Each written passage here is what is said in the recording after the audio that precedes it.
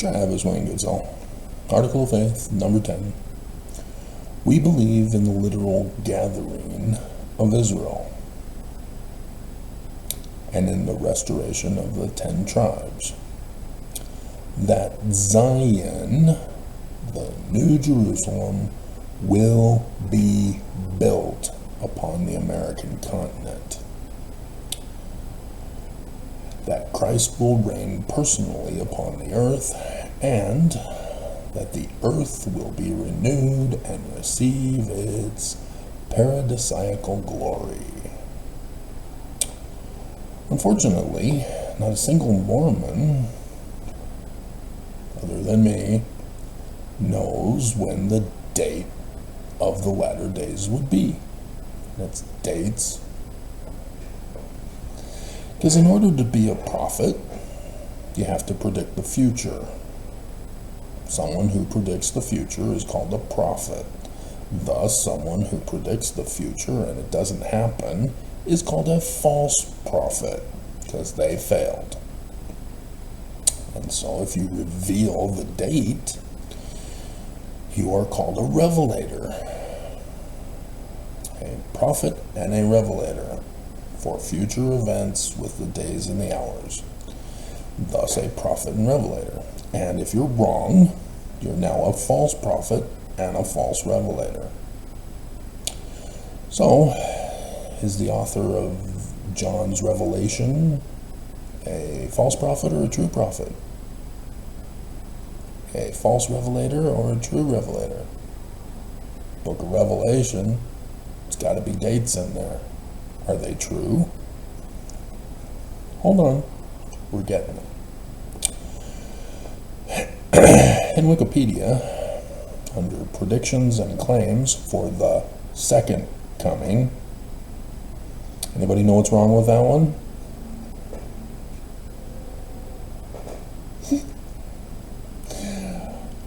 All of these on this long list are false prophets and false revelators. And so sure enough, Joseph Smith, he's a false Christian prophet, a false Christian revelator. Anybody know what I'm talking about? Anybody know what's going on? We have Joseph Smith of the Church of Jesus Christ of Latter-day Saints. Anybody know what's wrong with that? Anybody see what's wrong with this?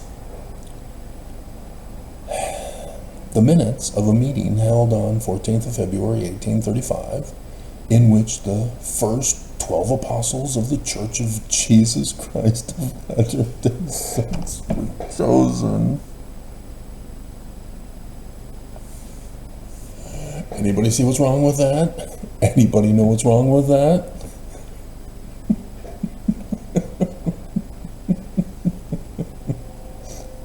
"14th of February, 1835.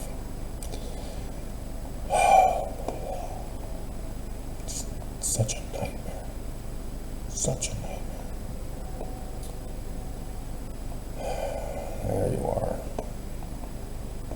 You know, granted, it was still going to be another couple of months. May 3rd, 1834. Wait, that's a whole year before. Minutes of a conference of elders of the Church of Christ, which church was organized in the township of Manchester, not Fayette, Seneca County, New York, but shh, on 6th of April, 1830. The conference came to order, and Joseph Smith Jr. was chosen moderator, and Frederick G. Williams and Oliver Cowdery were appointed clerks. After prayer, the conference proceeded to discuss the subject of names and appellations, when a motion was made by Sidney Rigdon and seconded by Newell K. Whitney, back in his days of innocence, that this church be known hereafter by the name of the Church of the Latter-day Saints. Appropriate remarks were delivered by some of the members, after which the motion was put by the moderator and passed by unanimous voice.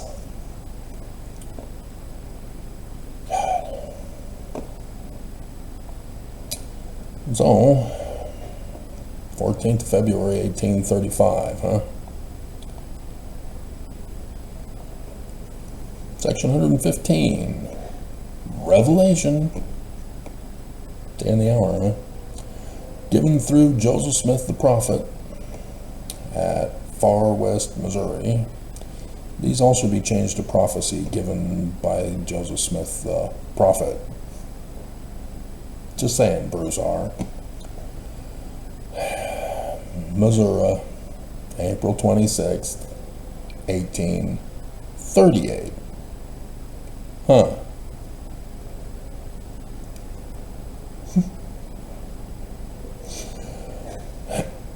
For thus shall my church be called in the last days, even the Church of Jesus Christ of Latter-day Saints. Can somebody please explain to me the confusion? Please don't. I already know the answer. Is this why we're going over this today?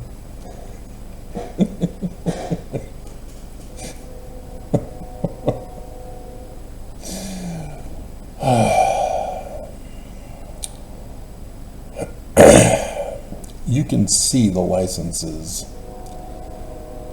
in the Joseph Smith papers of those who were chosen, ordained, and instructed. This is section 107, right? 14th February 1835. No, it's after. Section 107 was March 28th, 1835.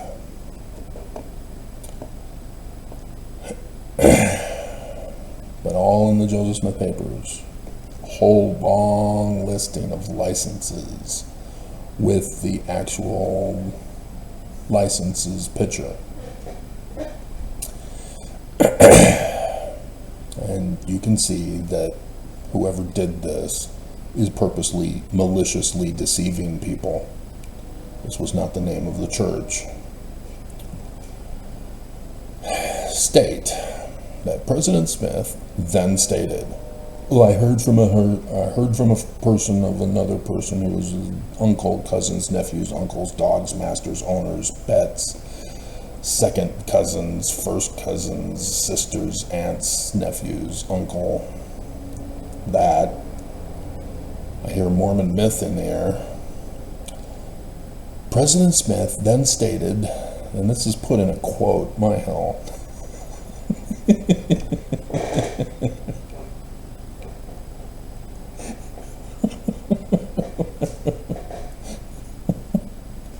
Oh, the Mormon myth is true because it's in a quote.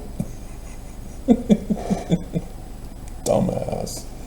Dumbass is all.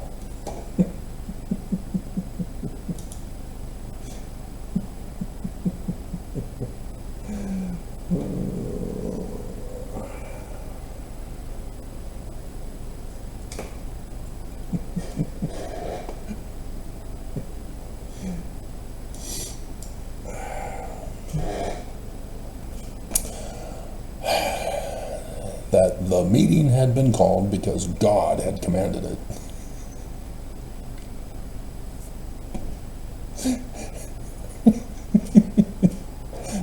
Do I say that God commanded me to do this video? No. I say that I'm inspired. It means the same thing, but only you would be saying that if you believed in my videos. And it was made known to him by vision. How did I know? And by the Holy Spirit. He then gave a relation of some of the circumstances attending us while journeying to Zion. Well, this was the Zion's camp, isn't it? Our trials and sufferings, and he said God had not designed all this for nothing, but he had it in remembrance yet, and this was the will of God, that those who went to Zion with a determination to lay down their lives if necessary, should be ordained to the ministry, and go forth to prune the vineyard for the last time, or the coming of the Lord, which was nigh, even 56 years should wind up the scene. Yeah, this is not authorized. This is not Joseph Smith's prophecy. You could have figured it out by the well, it says the minutes,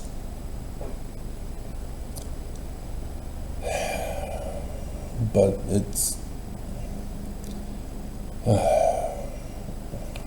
all, dear God.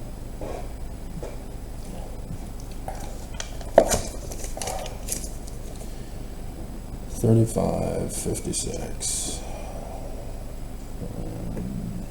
1891. Yeah, no.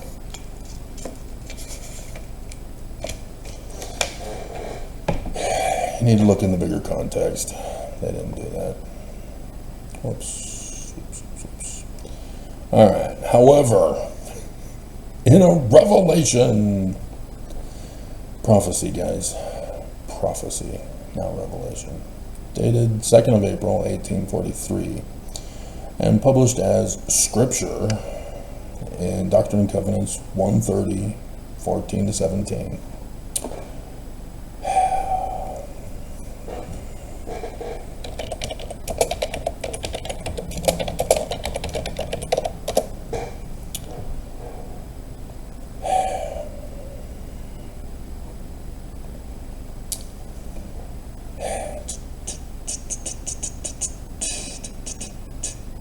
Oh, Section 130 was put in the Doctrine and Covenants of Brigham Young in 1876, along with a list of others. The whole 129 to 132 were put in that same year. So, this now puts in doubt as to whether or not this is legitimate. Let's see what it says. Maybe it'll be blatantly obvious this is a forged document.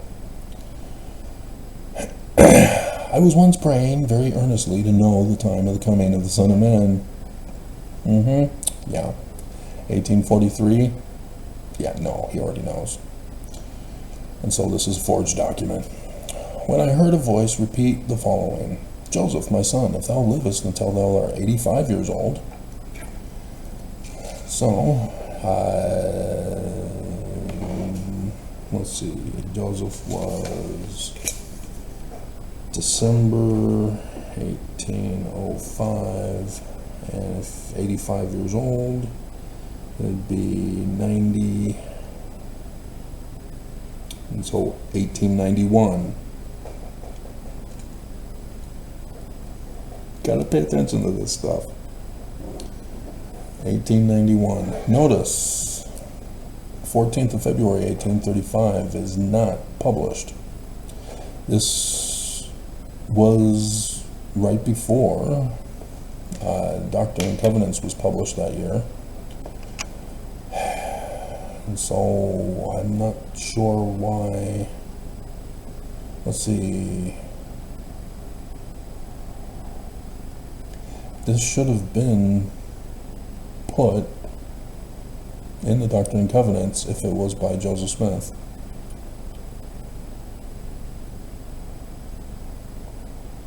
Let's see if we can find this.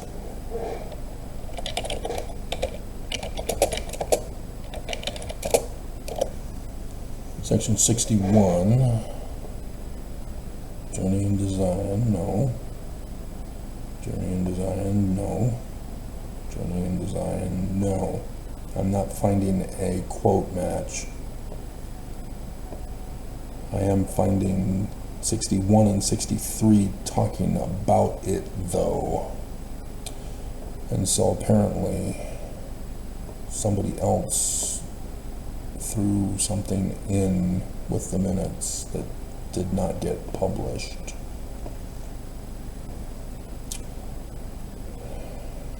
Now, granted, we should check the 1835 Doctrine and Covenants for the equivalent 61 and 63.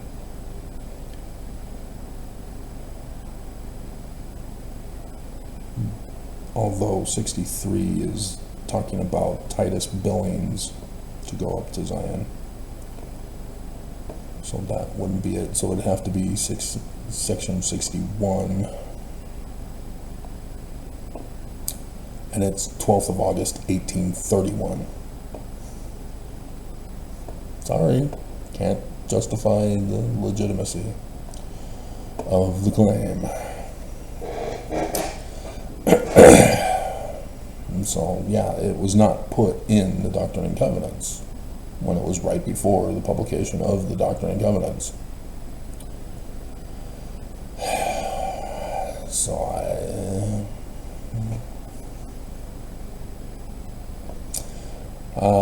but yeah, this is where you see the face of the Son of Man. But this is how you investigate.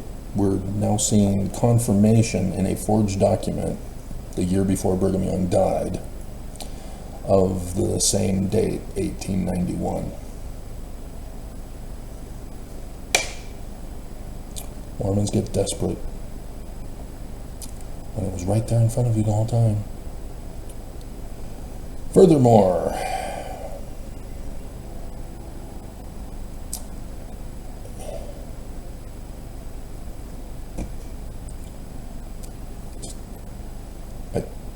I want to scream. Mormons are the stupidest people on the face of the earth. I want to scream. I'm not going to read it to you. I'm just going to move on. Because we have Mormon Fair that's also being quoted. I just want to scream. The level of stupidity is just far beyond my comprehension. Furthermore, in a revelation dated 7th of May, 1831, Smith records, again, it's prophecy, guys. Prophecy. It's a revelation if it gives you the day and the hour. It's a prophecy if it's a prediction of the future. My hell, all this needs to be corrected. Thus saith the Lord, for I am God. And I have sent mine only begotten Son into the world for the redemption of the world, and have decreed that he that receiveth him shall be saved, and he that receiveth him not shall be damned. And they have done unto the Son of Man even as they listed. And he has taken his power on the right hand of his glory, and now reigneth in the heavens, and will reign till he descends on the earth to put all enemies under his feet, which time is nigh at hand. That refers to Revelation 19, 11 and 17. So yes, this is a revelation. I, the Lord God, have spoken it, but the hour and the day no man knoweth, and you just gave it to us. Neither the angels in heaven, nor shall they know until he comes.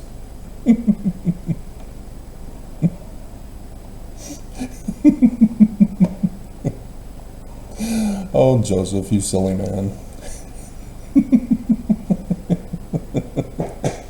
He's working on the Joseph Smith translation of the Bible. He's in Revelation.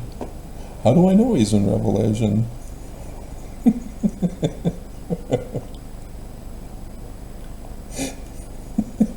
Revelation 19. And I saw heaven opened.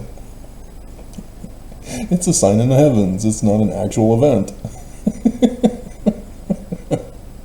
This is Revelation.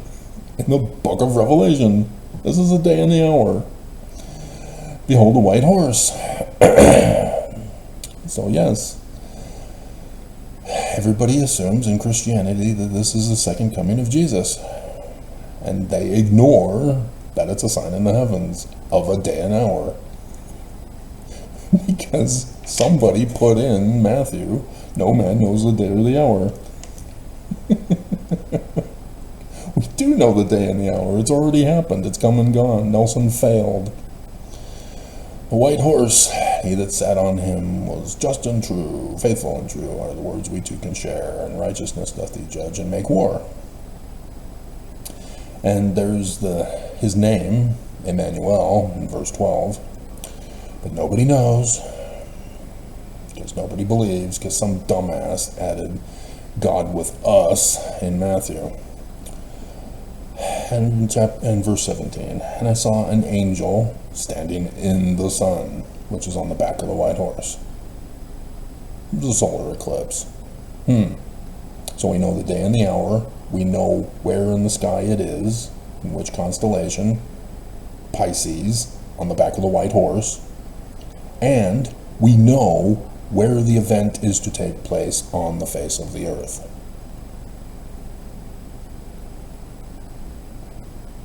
Does it cast a shadow on the earth? So only those who are in the path of the shadow know that it's a solar eclipse and that it's them. Dum, da, da, dum. And give you a hint, it's not Israel.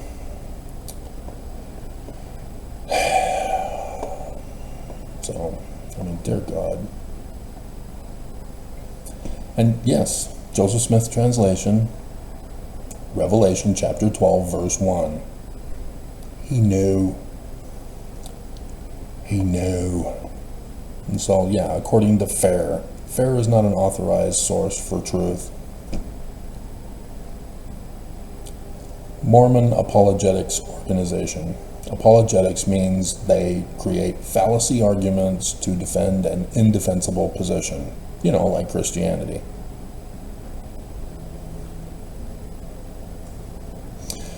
Now listen very carefully, see if you can figure out how they're stupid.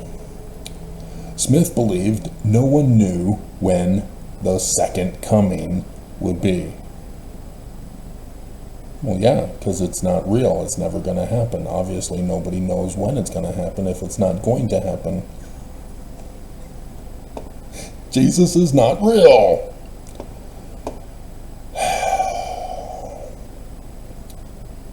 Seriously, my hell. And so, yes, Revelation chapter 12. It's obviously a day and the hour. It's the 23rd of September 2017. And so, wow, 8 years to 8 April 2024. Amazing grace. Unbelievable. So, as we go back in time,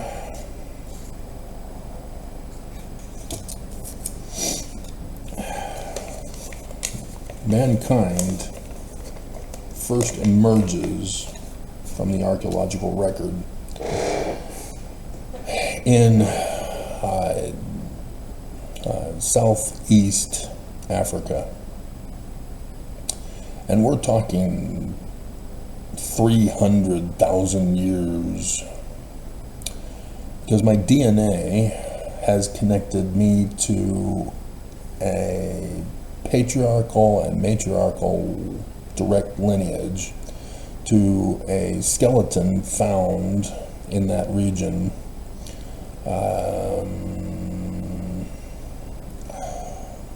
I can't remember which one was the 300,000, which one was the 200,000. But one of them was 300,000, the other was 200,000 to a different skeleton back in those days. And so that suggests that the one from 200,000 is not of the family line of 300,000. That the one from 200,000 and the one from 300,000 originate from some other skeleton previous to that archaeologists have not found yet. But that's what it means. And so the family group that left in 300,000 BCE to go up into the Nile region and then out throughout the world, up into Europe, out into the Levant, and then out into as far as China, and then over to the Americas.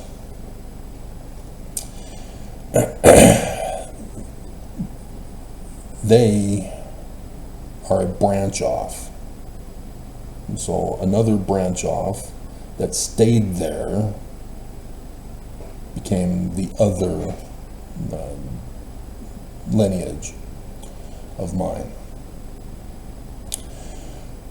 And so, even though it's only 200,000, I know it goes further back. We just have to find the skeleton, and the DNA results has to be given to the company that I submitted my DNA to, and then they would send me a notification. We have a new ancestor, and it ties the two together. Ta-da! And so the haplogroup theory that people are claiming is not legitimate. It's crap.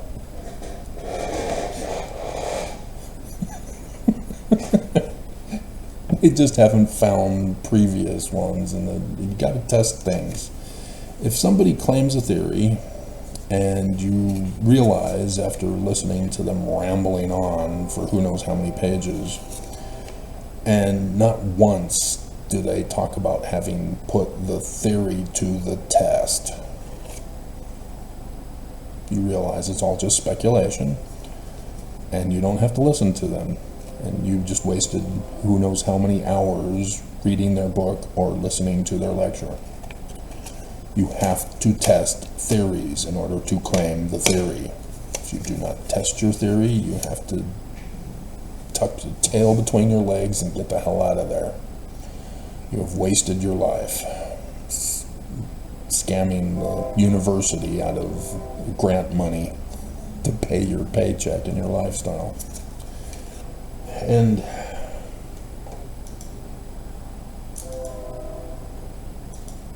come back to that one. And so yeah, the big boom, it's never been tested. And yet, how far are they branching off on it?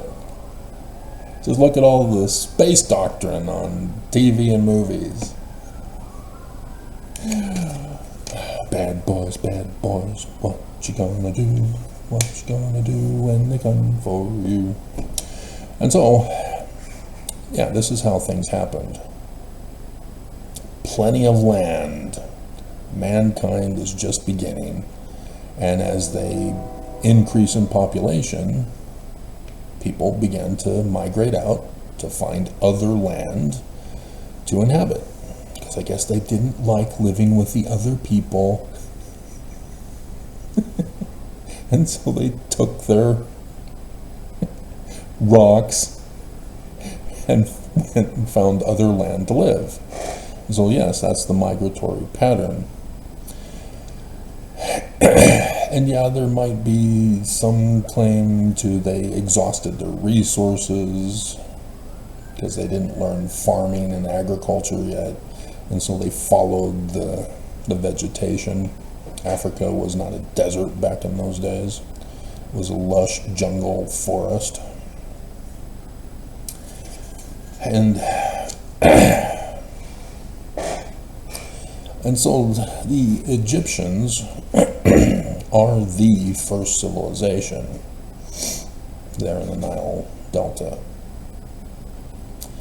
And we have, from recorded history, talk about pre-recorded information.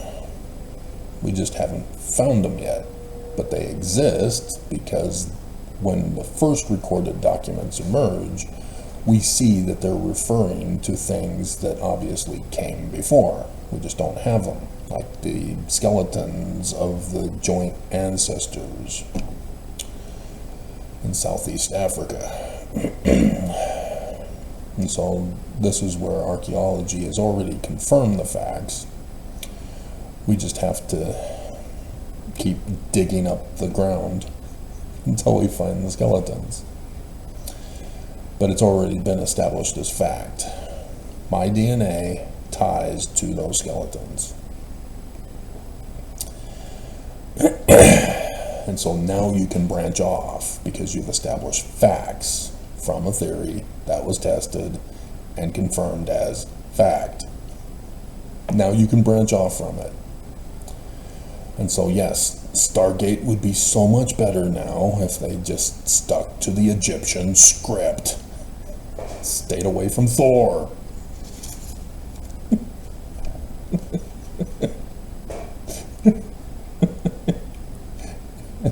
And Star Trek would have been so much better if they stayed away from Darwin's evolution crap. Dear God, not once has it been tested. Not once has it been confirmed with people who think they're going to test it. Nobody has established it as fact. To this day, it is not established as a fact. It has never been tested. The missing link is still missing to this day. This is different than having found a skeleton and saying your DNA is a match. That's fact. My DNA does not come from chimps. My DNA does not come from fish. There is no match.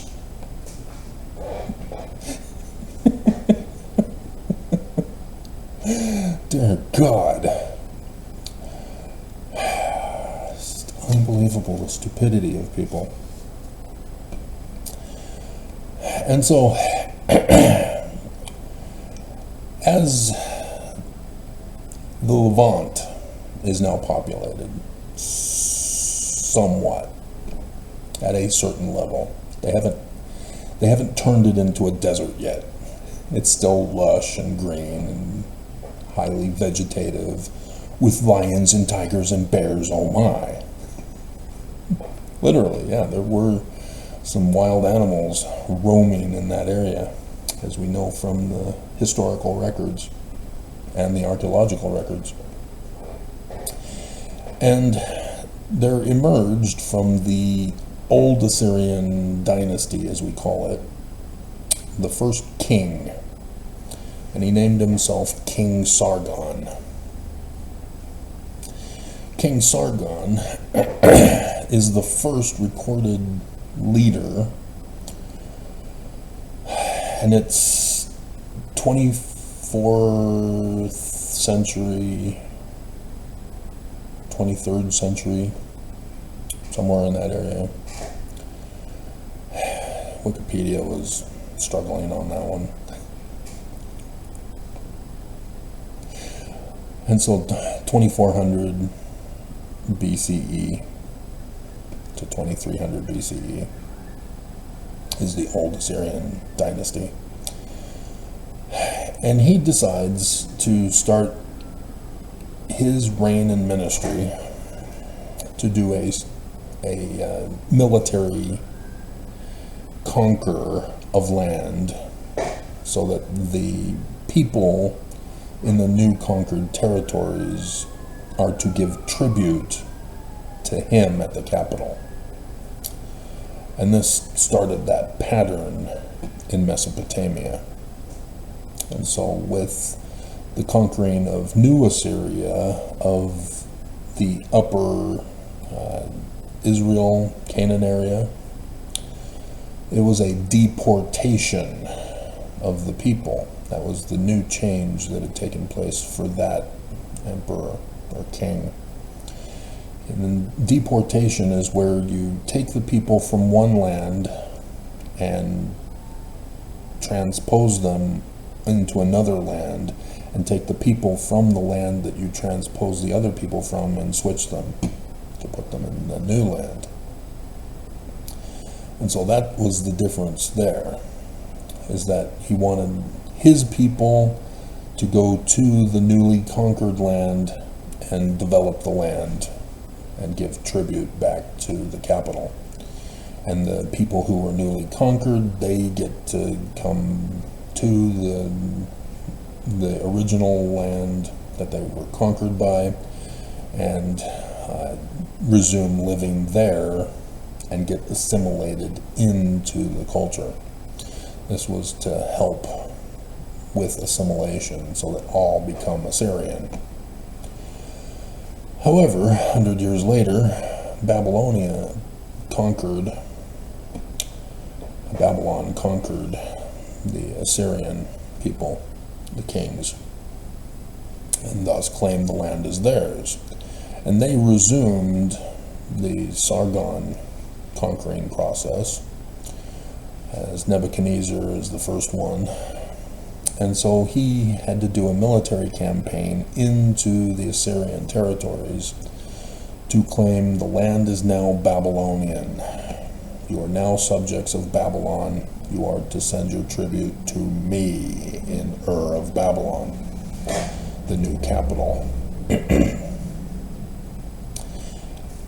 And so, yes, he's the one that came in to expanded his empire beyond the Assyrians' expansion and conquered Judah with Jerusalem as its capital on 16th of March, 597. And thus we get 2017, the first year of when Zedekiah took over the throne in 597. We've got conflicting dates, Joseph. Who wrote this? Oh, it was the rewritten 116 pages, so it wasn't Joseph. He was on timeout for a whole year. Somebody else wrote this while Joseph was on timeout for a whole year. Yeah. And so, yes, you have dates right there. It says 597, but Lehi has a vision in which he sees the 23rd of September 2017, and he then starts his ministry, and then Nephi is born. Interesting. So is it 2017 or is it 597? Well, if you're a dumbass and you think the Book of Mormon is literal history, you're going to claim that it's 600 BCE, because you can't claim 597 BCE, because that would mean Jesus was born on the 6th of April 4 CE, but the solar eclipse occurred on the 8th of April 4 CE, which is 20 years before the last days, Revelation 19, 11, and 17 solar eclipse. Somebody was brilliant and knew what they were doing and exposes stupid people. And so, yes, there is the t-shirt, I see dumb people.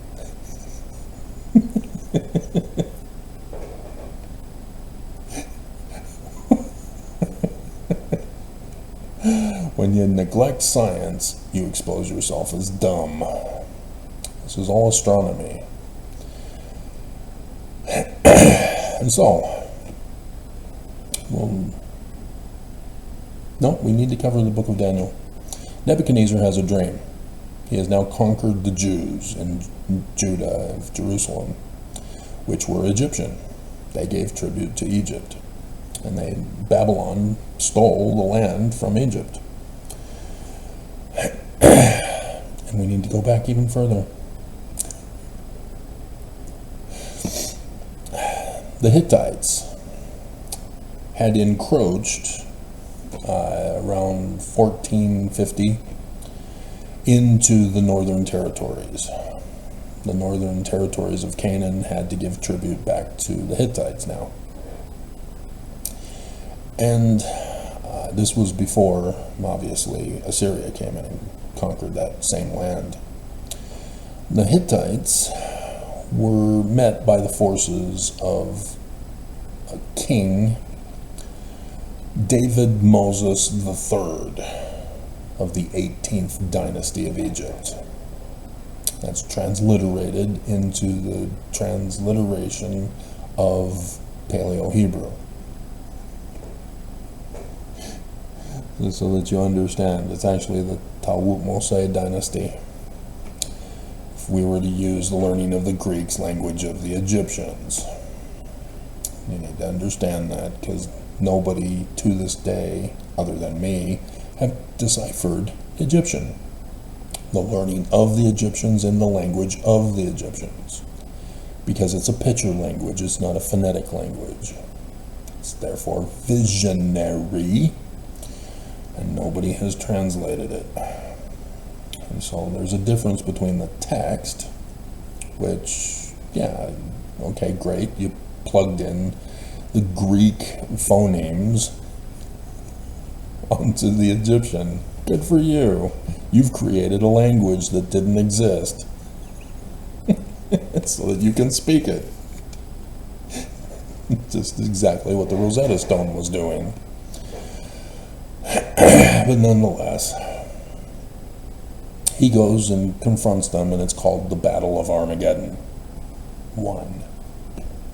Remember Revelation 19:2. And in fact, I think Armageddon is actually in another chapter, isn't it?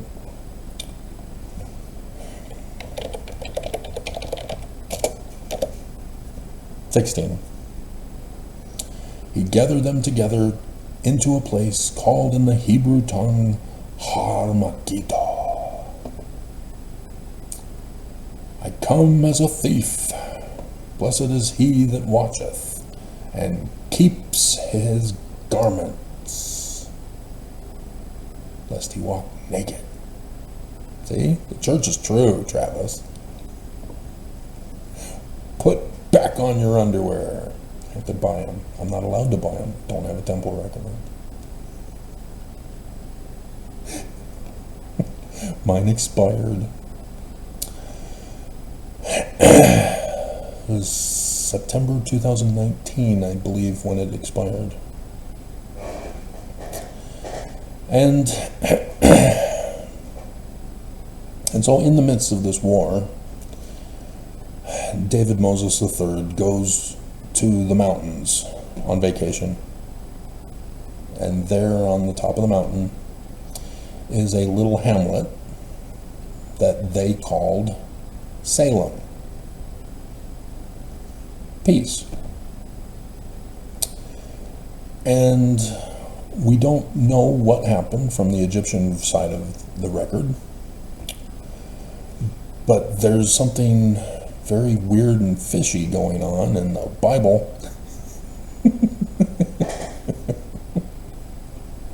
where David goes to Salem, Jerusalem, and is looking out from the palace that didn't exist and sees Bathsheba bathing on the roof of the house, which is what they did back in those days. And so he says, I want her, I need her, I have to have her, bring her to me, and he has sex with her. And the baby dies. And while she was pregnant, he tried to cover it up from her husband, Uriah, which we should check that.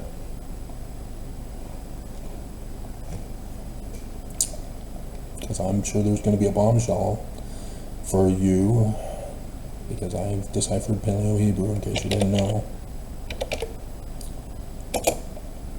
Okay, 2 Samuel 11, verse 3. Okay, so then we go to Blue Letter Bible.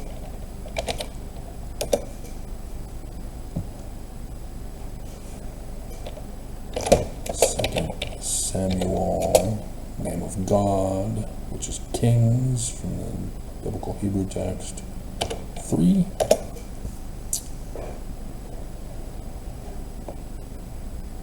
Whoops. 2 Samuel 11. Oops.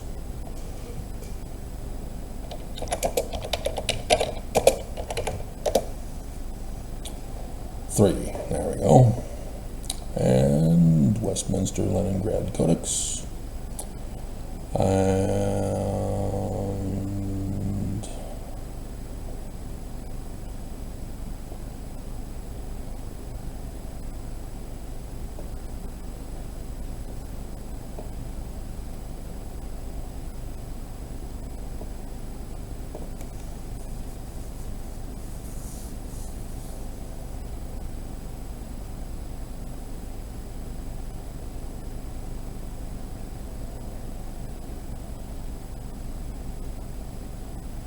ISIS?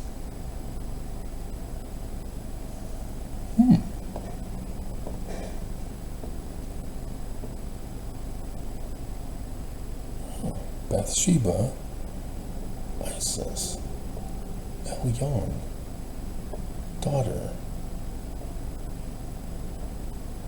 Huh.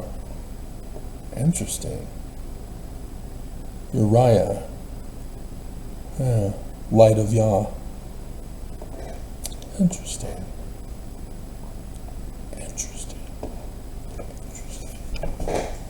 ISIS. Interesting. So yeah, it's not translated correctly, obviously, but interesting. Is that interesting? I'd have to explain it for you. That'll be another video. And so, yeah, I don't think we need this anymore. Interesting. So yeah, light of Yah is Uriah. Yah. And so they want Uriah to have sex with his wife to make him believe that it's his child. He refuses. He doesn't want to have sex with her. What the hell? Why did you marry her if you're not going to have sex with her? Women are for the purpose of having sex with. Men are that they should have joy. Hello? What do you think he's talking about? No posterity? How do you get posterity? Joy. Hello? Whether her name is Joy or not. Joy.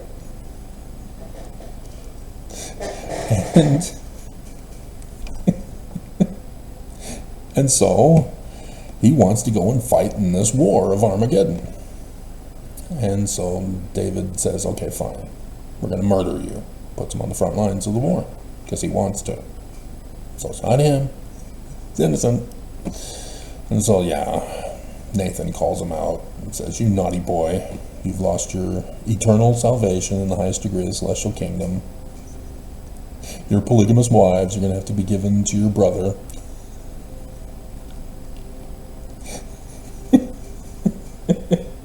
You cannot mix religions. You can't do it. And so, yeah, then she has a second child after the loss of the first one. The first baby dies. Cursed by God, smote down. And so then Solomon is born. Salem, peace. N, suffix determinative for king, king of Salem. Where he is, Jerusalem in the story. And so, with the real history of David Moses III going to Salem, there was no temple, there was no palace, there was no throne. They did not have a king to give tribute to Egypt. But after that experience, they then built a temple. They then built a palace with a throne. And thus, for Salem, you now have a king of Salem, Solomon. Regardless of what his actual name was. We have not found that first king yet. But there is one. Because we know, because there's the ruins of the temple, the ruins of the palace. We just haven't found the first king after David Moses III's visit. And so yes, that's why they set up all that, is because of his visit. He is God. He is son Amen, of the priesthood of Amen. The order of Amen. Sound familiar, Mormons?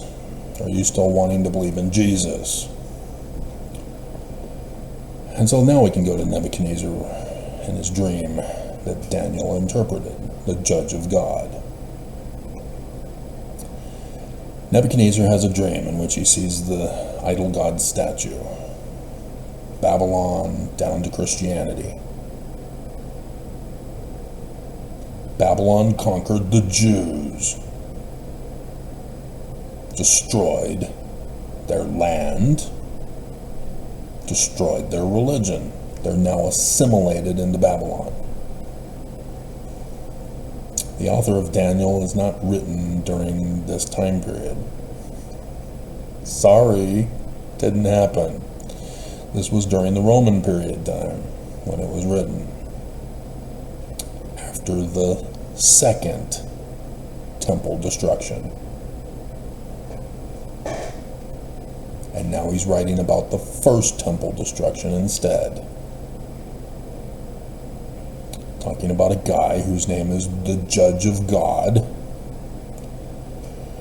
And Nebuchadnezzar has a dream. And Daniel says, it's a prophecy dream. You conquered the Jews, removed them from their land. And they are now here in Ur of Babylon. That did not exist in the Tower of Babel. That's Lebanon, Beirut, Lebanon. That's from the Egyptian story, predating recorded history of Osiris being murdered by his brother Set and put in a coffin, sent up the Nile, and landed in Beirut, Lebanon, with the cedars of Lebanon. And his coffin and body became a cedar of Lebanon. And then the king of Babel, Lebanon, Beirut, came there and saw the tree and then carved it into the Dej pillar of Osiris, which is Samic in Paleo-Hebrew.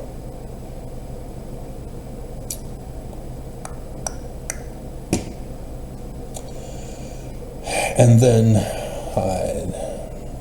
you get Ezekiel 17 talking about the eagle taking from the top of the cedar of Lebanon Osiris, thus a son of Osiris, who is Horus, to the San Francisco Bay Area, where Horus is to be born, where his nativity is next door in Oakland, because those are the closest kinds of trees to those of the cedars of Lebanon, with the redwoods. And then he'd move to Michigan, where the weeping willows are. Hey, that's Western New York. Joseph Smith has his first vision. Who does he see? It's a vision. Joseph Smith is a prophet. For what reason? Because he reveals.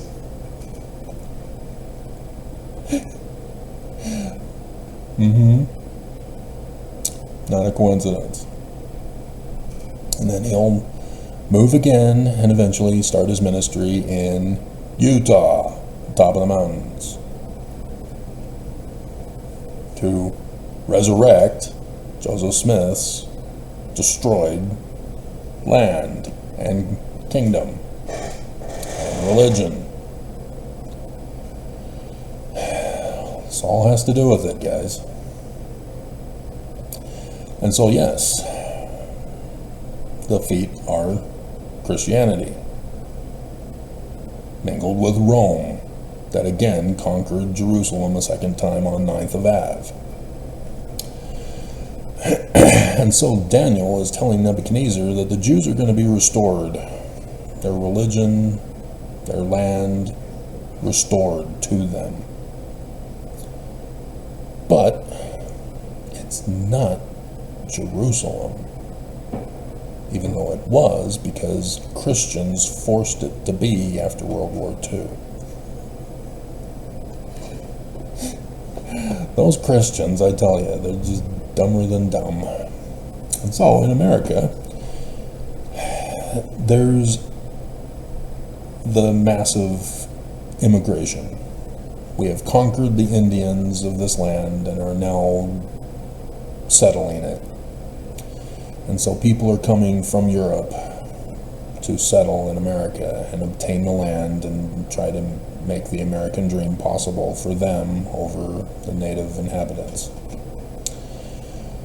And you get to the part where King George is being oppressive, and he's being a bleep bleep. And so the American colonists revolt. But there's a sense among the people of America being the land for the New Jerusalem, not Israel.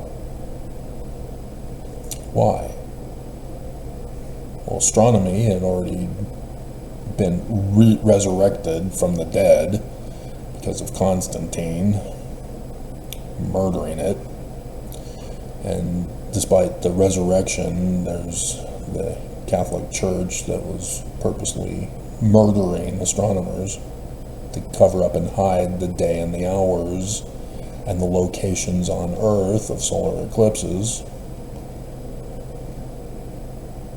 People knew America was the biblical prophesied land.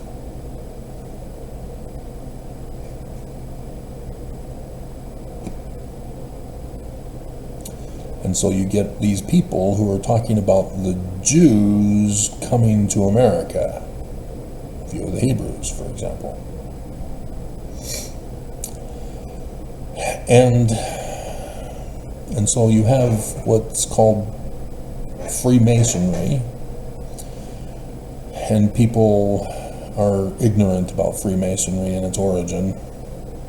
They all lump it together as one and call it of the devil. You have no clue what they're talking about.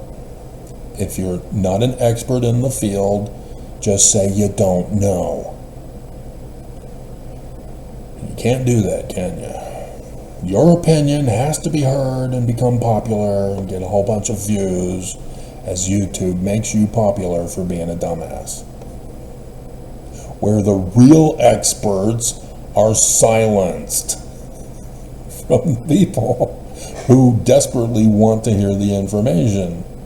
YouTube knows I would get hundreds of thousands of views per video because I had 40,000 before they finally shut me down on the one that revealed the day and the hour of the latter days. The one person who got it right, and YouTube silenced me. And have since silenced me because of this. I'm the one who is a prophet, seer, revelator, and translator. And so the Church of Jesus Christ of Latter-day Saints, knowing this, has ordered YouTube to silence me. Their latest thing, the last couple of weeks, several weeks, they've figured out, and it's most likely AI that's figured this out. AI is programmed to silence me. And so the latest thing they've been doing is previously, from the 3 weeks ago, I noticed a pattern of my YouTube videos finally getting recognized with an increase in views after day 2. Then all of a sudden, boom, people are recognizing my video. It's being recommended to people. And so yes, people do want to see my videos. Whether they agree with me after they watch it, that's another thing.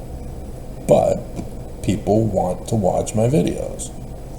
And YouTube doesn't want people to watch my videos because I'm the only one who's telling the truth on YouTube. Everybody else is lying. Even the news, my hell. Poll data says Biden needs to do our will. I mean, the polling, it's the people. It's only 100 people, and it's the same 100 people that we keep calling every time. to represent over 300 million United States citizens. But the polling data suggests Biden needs to change. The polling data says Trump is leading Kamala Harris. Oh no, the polling data has now changed. Harris is leading Trump. Trump is angry. God. And they keep pulling this con, and everybody keeps believing it. Oh wow, I guess if the polling data says so, I guess it's true. No! This is not news! This is the press trying to overthrow our government and get our government leaders to do their will. Not forgotten? Have you already forgotten Rupert Murdoch? Dear God. And the catch and kill guy for tabloid journalism. Oh my hell. Come on, people. Anyway. And so now AI is smartened up and figured it out and says, okay, we got to stop Travis from getting these increase in recognition views after day 2. And so now, boom, they've shut that off. After day 2, my videos are not being recommended either. And so I did notice a freak accident as they're in this transition period, because at day 6 of one of my videos, it then started to take off. And that's when they had to, oops, and they shut that off. And so now there should be no breakout videos anymore. And I've noticed that when I do a video, they have real-time counts of people who are viewing my videos. And they've had to shut that off so that I don't see the actual real-time count anymore.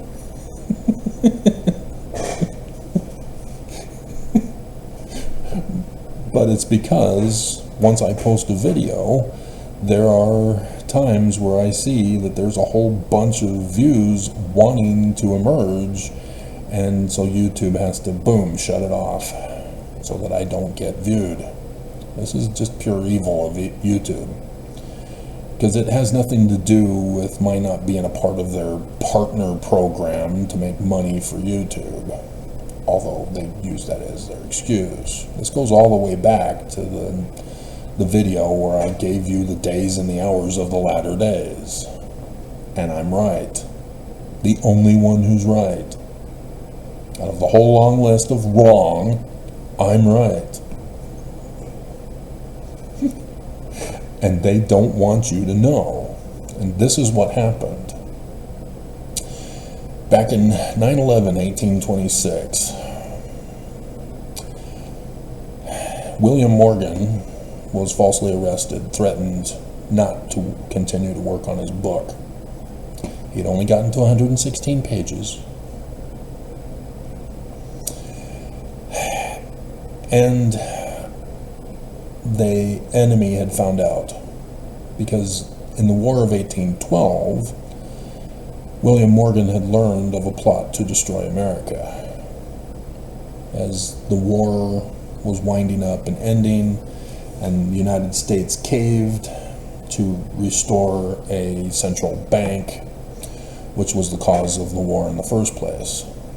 Congress had decided we're going to have our own bank, screw the UK and Nathaniel Rothschild, who took over Daddy's kingdom. And so yes, not just Nathaniel was upset and paid for the war, but the UK was also pissed. America is their cash cow, and their cash cow is rebelling again.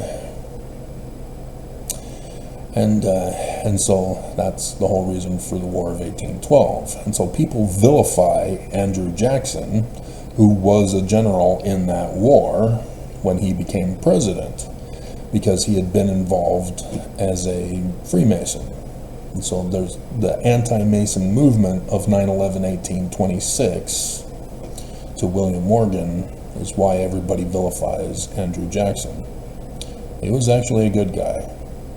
He was a part of saving America in the War of 1812, and knew about William Morgan and became president and fought to get rid of the central bank. That was his big thing. And finally, at the end of his second term, he succeeded in doing away with the central bank again. But that's why, is because he was involved in the War of 1812 that was caused by America doing away with the central bank and being forced to put it back in so that the war could end. And that's when the White House was burned to the ground, not Canada. Dumbass Trump. And so on and so forth. And so, yeah, the Illuminati in this war snuck in to America. And they had the pattern since Johann Adam Weishaupt's founding of it on 1st of May, 1776, in which they would infiltrate an organization, rise up in number, rise up in rank, coup it, then destroy it, and then start up with a new world order of it. And so this was what William Morgan had found out, that the Scottish Rites in America was the organization that the Illuminati were sneaking into to rise up in number, rise up in rank, and overthrow it. You see the letter of Albert Pike to Giuseppe Mazzini, where he's a Scottish Rites, and he's declaring the Illuminati, and talking about the doctrine of Lucifer at the end of this year.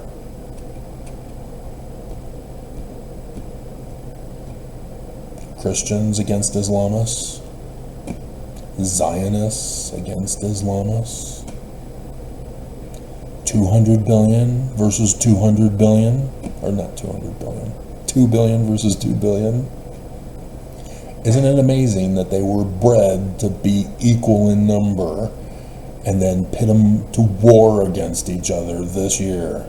Bloodbath 2024! Because they're not pro-Palestine.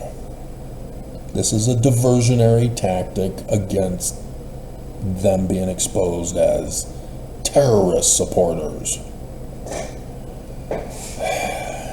Because we'd have to explain the land territory of Islam with Muhammad. And so, yeah, and Constantine and blah, blah, blah. So I guess I gotta go back. Skipping ahead. So Constantine creates Christianity, and in the process replaces the Jews. Doesn't replace the Romans, doesn't replace the Greeks, Persians, Babylonians, Assyrians, Hittites, Egyptians, Chinese. No, only replaces the Jews. The Jews have been destroyed, they've been conquered. But there's all of these different groups that are forming separately that acquired a single document that is a God tale, gospel, and not all of them had Jesus as the name of the Christ figure in the God tale. Some were Perseus, some were Hercules. They had white horses. Pegasus? Now do you know where it comes from? Yeah, the Romans and the Greeks were also prophesying in their scriptures about the same day and hour that John in Revelation 19 is talking about. Because that's where he got it from. And they got it from Egyptian. Because the Egyptians knew. And so did the Paleo-Hebrew script, whoever the author or inventor was. Because the first and the last letters are the 3 days of darkness over the United States of America for the latter days. Paleo-Hebrew alphabet is prophecy and revelation of the latter days. The whole vocabulary is visionary of the latter days. And so yes, you've got those who turned it into a phonetic language who starts to take away the prophecy and revelation of it. And so when you get to Constantine, and he now turns the Jewish prophecies and revelations into literal histories, denying science, denying logic, creating a not real Christ, choosing the name Jesus, because everybody had their different Christ name: Perseus, Hercules, Emmanuel, David, Moses, Samson. Not just Jesus. Jesus was chosen. So these congregation leaders were being told, your religion is wrong, it's been conquered, we're taking only 4 of your scriptures out of over 100 that were there, and this is going to be the new religion. You have to accept it or you're not getting funding for your congregation. So Marcion, sucks to be him, he was anathematized. He's who they were talking about at the end, although you can also figure it out with what they said was going to be the one and only interpretation of all the Jewish scriptures of literal history. And so this is the conquering that still to this day has got over 4 billion people fooled. And so Constantine controls Jerusalem and the land. And then from Saudi Arabia, where the exiled Jews were, and also the exiled Babylonians were, came Muhammad. And he then says he's the Jewish Christ, but believes in the Christian Jesus Christ, but he's now Islamic, just like Moses is Islamic, the new religion being created,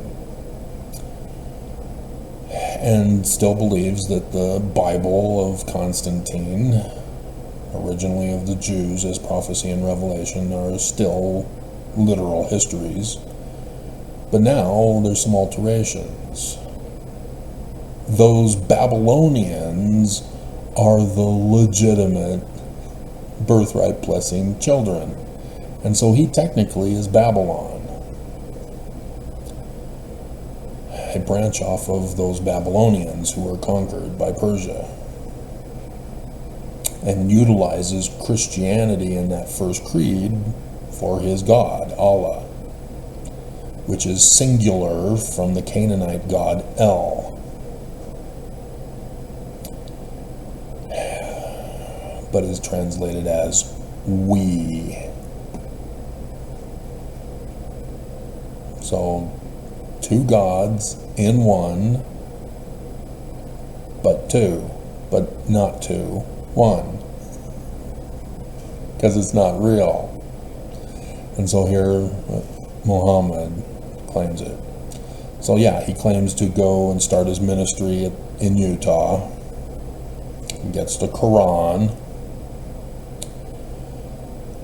which is a prayer book. And so thus, they don't have a Sabbath day. Instead, they have 3 set prayers for the day: sunrise, noonday, sunset. Fridays are the special day where they read about Judgment Day from Muhammad, when the coming of Jesus, the Islamic spy for Christians, will come and murder Christians and the Jews in Jerusalem. Remove them from the land. So since he's not real Islamists, do it and call it a holy war for Allah. That's what they're doing now ever since October 7th. They're trying to turn the world against the Jews in Israel to remove them from the land, and it's working. There are several nations that have declared Palestine a state, even though it's just Gaza that was the focus of all this. And so instead of pro-Gazans, they call themselves pro-Palestinians. Palestine came from the sea people from the Greek islands who did a scorched earth into Turkey and down into Israel, Canaan. This was 1300 BCE, after King David Moses III in Salem. And so the first temple is already built now at this point. And they became the Philistines that we read from the Bible. They inhabited Gaza and other northern tribes of Israel were also put in place then. But the Philistines talked about are the Gazan people. And so thus the name of the land was Philistia. And so it's called Palestine today, taken from these occupiers who conquered the land and claimed it as theirs. And so here you've got Islam claiming it's their land, but they're the occupiers from Muhammad, who came in with a scorched earth conversion therapy. Join us or die, and we burn your village. So he's the one true church. And polygamy and child bride. He married a girl too young that he had to wait until she was old enough to breed to have sex with her. And nobody considers this abominable. And so thus, Islam believes that in their holy war, if they die, they go automatically to the highest degree of the celestial kingdom with 72 child bride virgins rather than just 10 for Mormon. All because of Muhammad. And so, yeah, this occupying of Israel, having taken it away from the original landowners, has been a problem since Babylon first took it, when it was Egyptian land. And so then we get to the Knights Templar. There's Christianity who takes back Jerusalem and the temple ruins. And so pilgrimage are now resuming of Christians to the Holy Land. And they need protection from Islamists. And so the Pope at the time calls this group, and they become the Knights Templar. Temple Knights. The Jerusalem Temple Knights. And that's their job, to protect. They're the security force for the pilgrims along the way. But they also get to profit off of it further, because the people need food and clothing, transportation to get to Jerusalem. And so the Knights Templar are also part of this process as well, providing the food and the transportation and the clothing and everything that's needed for the journey. And so the Knights Templar get filthy rich off of this.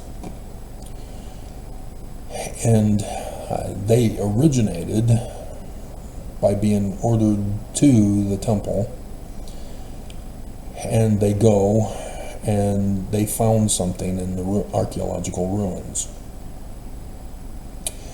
And they end up going back to the Pope in a closed, sealed session, and that's when the Pope designated them as the Knights Templar to be in charge of the pilgrimages. And so there is no record of what happened and why the Pope granted them all this power. What did they find? But we do have a clue, because over time, with the wealth of the Knights Templar and the popularity, the newest Pope is jealous. You're supposed to be worshiping me, I mean Jesus. And is accusing the Knights Templar of worshiping Egyptian deities from Egyptian gold plates. And he throws out Baphomet. And so he works with the one king to set up Friday the 13th, which was on Thursday in the Julian calendar, in which he secretly conspired to try to round up all of the Knights Templar during the night, thief in the night, and then the Spanish Inquisition on it. Confess that Jesus is the Christ, and your death will be quick. If you refuse, then your death will be torturous and long. And so, yeah, the leader is murdered. But there were those who escaped. They went off from the island just off of Sweden, that area, and Norway, I guess. Norway, Sweden. And Vikings took this group of Knights Templar that had the Egyptian gold treasure plates, along with other gold, to America. They came in through the Canada area, through the river chain, to the Mandan Indian tribe in the Dakotas, as we now call it. The Mandan Indian tribe sold them the eastern half of the United States. And the Kensington Stone was erected with the Knights Templar dating of 1363. And the Knights Templar then came to southern Illinois and buried their Egyptian gold treasure plates in the caves. John Taylor would say that Joseph Smith had a vision of Egyptian gold treasure plates in the Hill Cumorah cave. And Little Egypt would be named to the right of the caves. And there were the native Indians of the land in southern Illinois who were called the Sun People of the Sun God at the Sun City, where they were offering human sacrifice to the Sun God. Solar eclipse. Right there at the crossroads of the Sun God at noonday on 8 April 2024.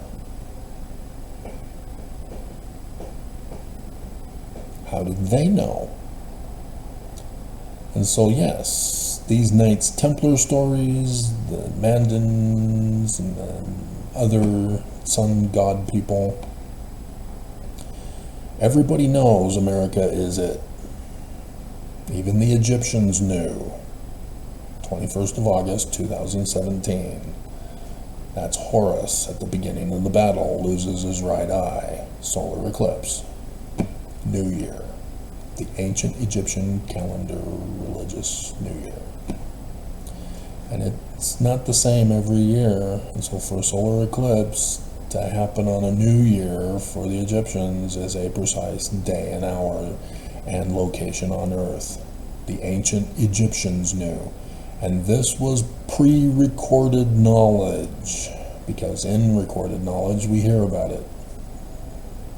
Thus, pre-recorded knowledge. Because we just haven't found the original records.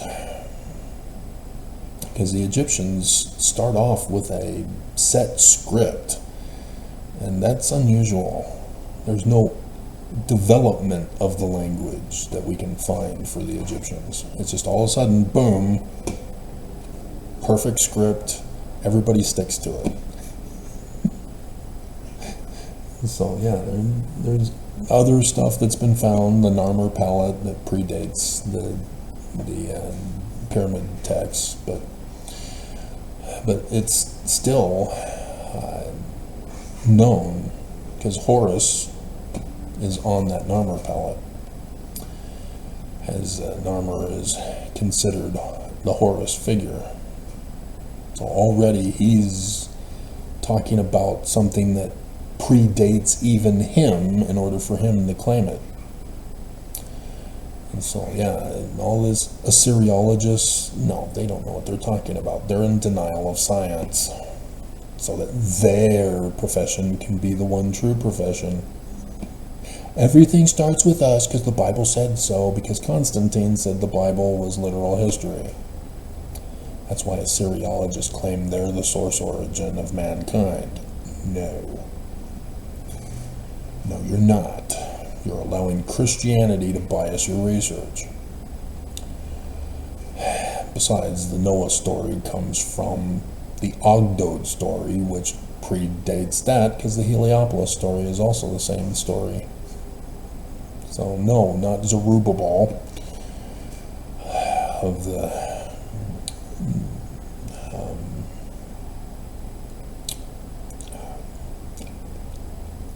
Epic of Gilgamesh. That is not the original document of the flood story. The Egyptians. Anyway. And so, yes, America has been bought and paid for the site of the New Jerusalem, Zion, in southern Illinois.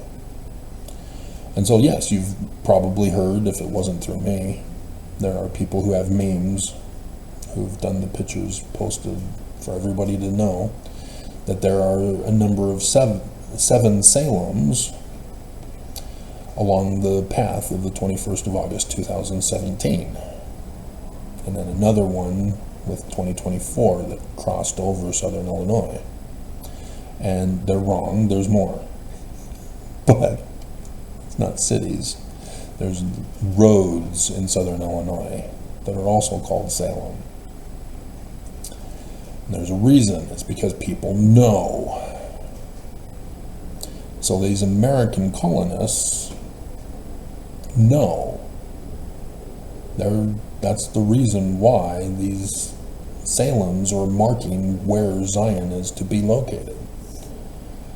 And they're using the Jews. But the Confederates of the Scottish Rites, of the Illuminati, after failing on 9/11/1826, they migrated to the South to become the Confederates. But 9/11/1826, William Morgan has to work on a book to warn America of this plot to destroy America and prevent the Jewish version of the Restoration. And that this enemy is going to be the ones to conquer and build their kingdom in place of it. And so he's a Yorkites, with the highest degree being the Knights Templar. David Miller in Batavia sets him up with money to work on the book. Because of the importance and the secrecy needed for this book, to not be known by the enemy, to save his family so that he can't be compromised, He found in Canandaigua, New York, the lodge master mason who let him work on the book there. That's where he gets arrested from. The enemy found him and threatened him with false arrest. And so thus 9/11, the Jewish Av of when Babylon and Rome conquered the Jews, removing them from their land. And so on 9/11, boom. 9/11 is their code date. Yeah, 9/11, 2001. Interesting. Everybody thought it had to do with Poppy Bush down in Chile on 9/11 as a CIA operative.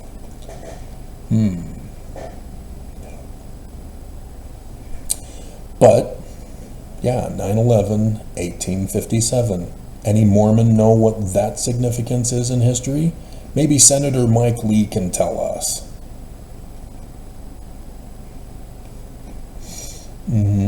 Danites. This enemy found out who it was. They knew about the Solomon Spaulding document that Sidney Rigdon was given the 116 pages to continue the book. They knew that Joseph Smith Sr. had written the 116 pages book claimed by William Morgan about the 3 degrees of masonry to the Master Mason. To being a member, and the other one, and then the Master Mason level. And then whether it's Scottish Rites or York Rites depends on the other ranking names. 33 degrees for Scottish, 10 for York, with the Knights Templar. And so, yes, Joseph Smith Sr. was the Master Mason. It was his duty and responsibility, because that's in the 116 pages of what his duties and responsibilities are, to care for his fellow brethren. And so, yes, he had to get William Morgan out of the country to save his life. Not let his family know, so that the family cannot be murdered. And so, yes, a York Rites would go on to marry Mrs. Morgan once her husband was declared dead. And that's why he's so much older than her. Everybody thinks it's for sex. Come on, guys, get over it. No, the York Rites protect their own and the families of their fellow brethren. And so Joseph Smith Sr., likewise, he has to finish the book. He's the Master Mason. It's his duty and responsibility now. And so, as he's also Jewish Kabbalah, thus the 116 pages had to be rewritten with more Jewish Kabbalah rather than Knights Templar from the original document.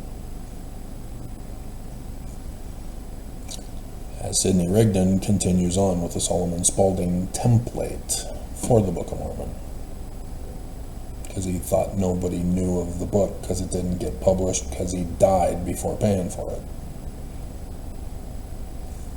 Didn't steal it. It was just in his collection because the press can't publish it.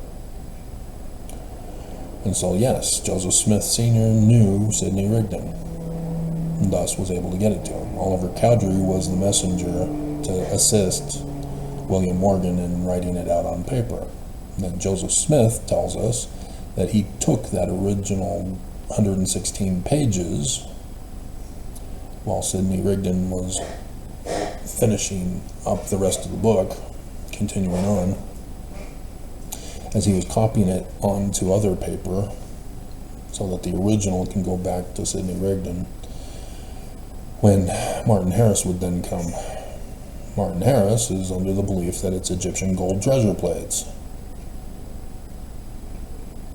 found in Cumorah.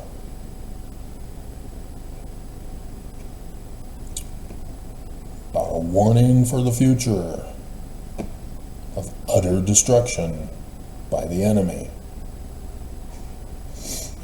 They that come shall burn them.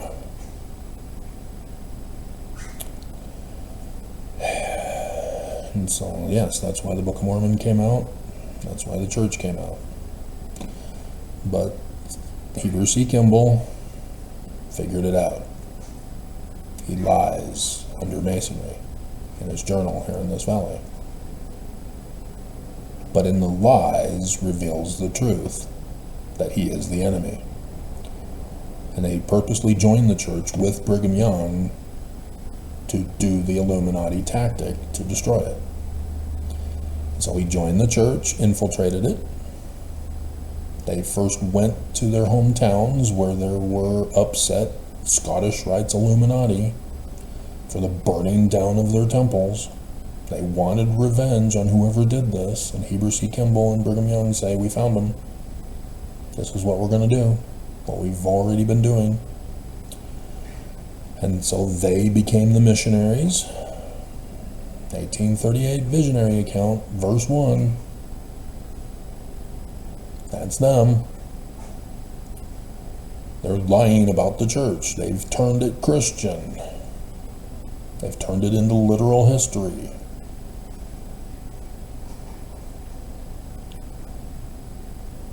And they rose up in number, converted others to the wrong name of the church.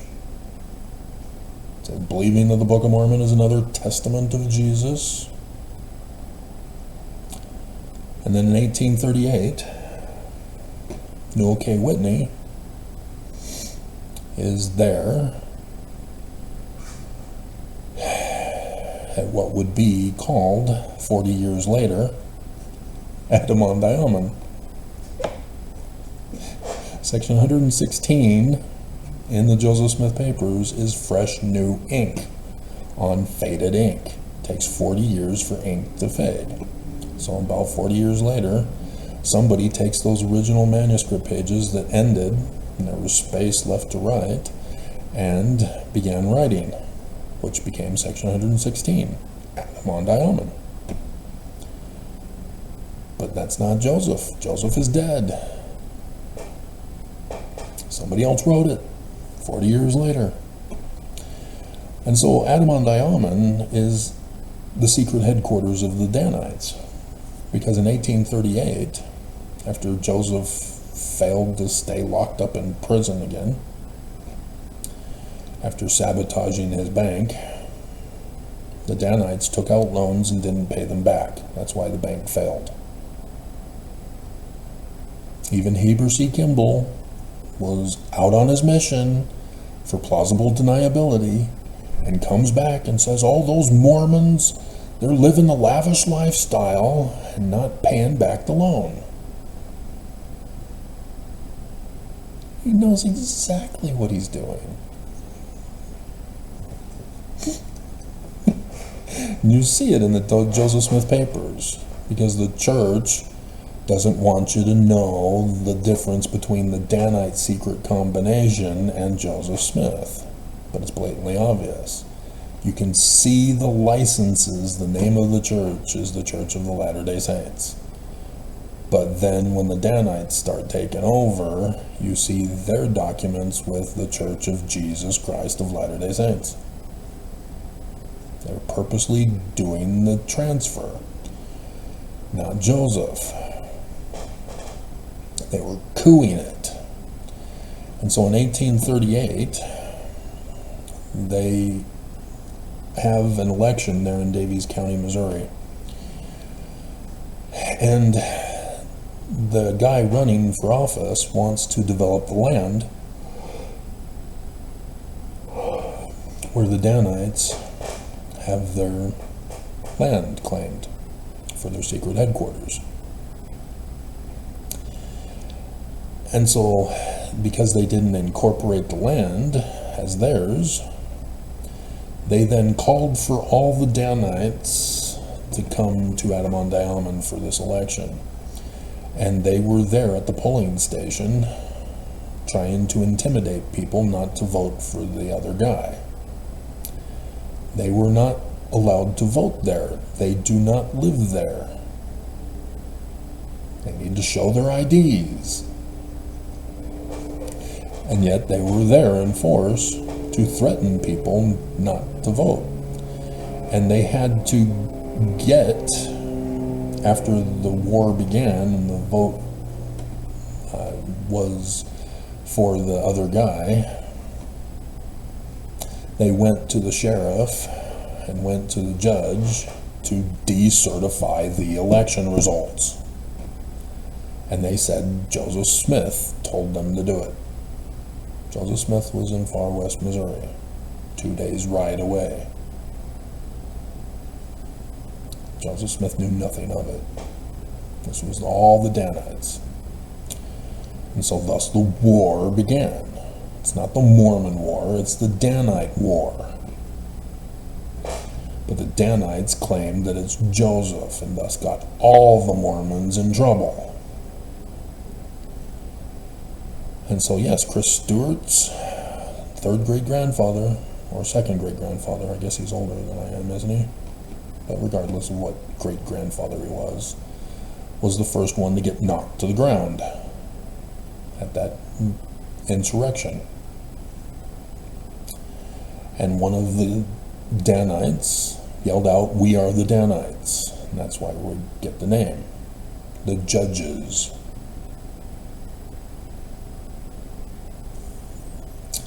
And so, once the war got started, and Joseph Smith is blamed, they then go around to the other Mormons and say, "We're under attack. Joseph Smith is the leader of the Danites now. He's changed the name of the church to the Church of Jesus Christ of Latter-day Saints. Book of Mormon is now another testament of Jesus Christ. You need to join us in the war against Missourians, or we're going to murder you." So David Whitmer, gone. Thomas B. Marsh, gone. Thomas B. Marsh would go on to be the one to send the affidavit to the governor of Missouri, Governor Boggs, and say, "Hey, Joseph Smith, I'm being told by Danites, is doing all this. They are seeking to overthrow the government of Missouri, then the nation, then the world." That's the Danite plot. In the way to perfection, there it is. They're going to claim Jesus is going to do it. Joseph Smith, no.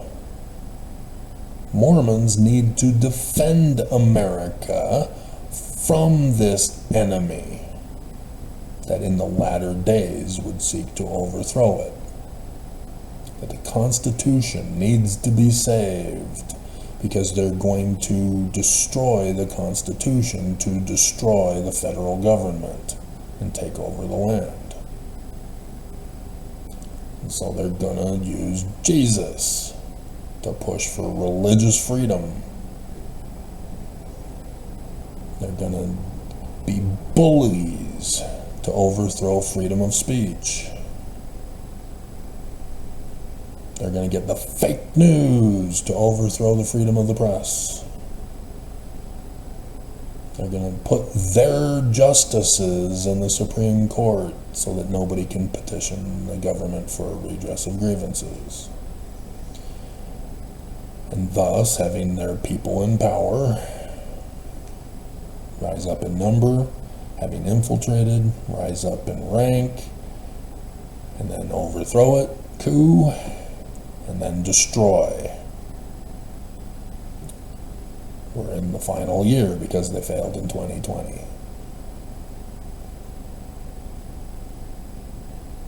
This is the enemy. And it's a false dichotomy argument on purpose to pit Islam of the deep state Dem progressives against MAGA, evangelical white supremacist Christian nationalists. Notice how they chant, Jews will not replace us. But that's exactly what Constantine did to the Jews.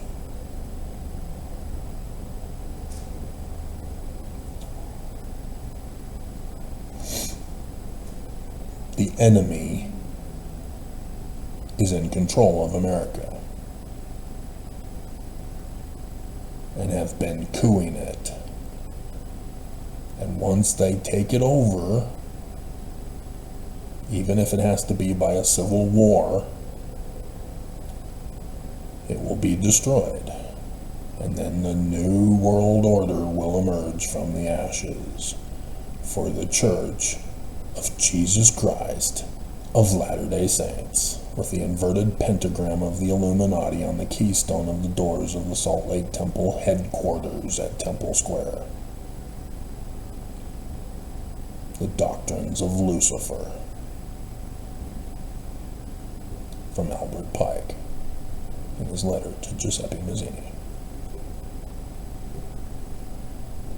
All to possess the land, to conquer. And so this is why the Church of Jesus Christ of Latter-day Saints has been involved in land deals. So now we get to go over. God, it's a good thing it's only 7. Good thing I'm not being cyber terrorized this morning. Knock on wood. As after Brigham Young failed in 1838 to coup Joseph Smith and his church, they transplanted their headquarters from Adimandiaman to Nauvoo. And in Nauvoo, they made sure to have it incorporated so that they own the land, they develop the land, and avoid the election scandal of 1838. And so Joseph Smith is still out of the picture. Joseph Smith in the Joseph Smith Papers is telling Missourians to stay where you are until he gets out. Danites didn't do that. Danites purposely went and started the Nauvoo city and incorporated it and had the name, the Church of Jesus Christ of Latter-day Saints. And they were still claiming Joseph Smith as their leader. They were calling him the seer rather than the prophet. It's strange that they now call Joseph the prophet rather than the seer. You don't hear the prophets talk about Joseph Smith as the seer. He's always the prophet. So that's an interesting switch, but nonetheless.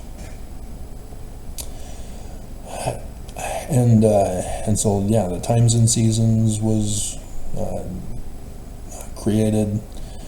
Joseph Smith would get out in 1839 and talk to the 12, condemning them for getting rid of Thomas B. Marsh, who was a good man, and exalting themselves beyond their calling to preach the Jewish Book of Mormon and set up the Jewish church in fulfillment of Daniel's prophecy. Not the Christian church. Christian church is the iron mingled with clay. Constantine. And so it's the restoration of the Jewish order that was pre-Babylonian captivity Egyptian. And thus you can see why Joseph Smith was all about Hebrew and Egyptian, the Book of Mormon, etc., etc.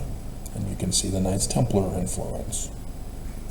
Egyptian gold treasure plates and the second vision about the Christ coming. That's the Christ. It's not Moroni, the Joseph Smith Papers. Joseph Smith put Nephi on purpose. So section 27 verse 5 needs to be corrected and replaced with Nephi. That's the keys of the stick of Joseph and the stick of Judah combined together in Ezekiel 37. And so, yes, this is the guy you're looking for, Mormons, who's a prophet, seer, revelator, legitimately, who gives you the dates of the latter days, who predicts the future for you, who has visions for his authority, and who deciphers, because they're dead languages, so it's required to be deciphered, Paleo, Hebrew, and Egyptian.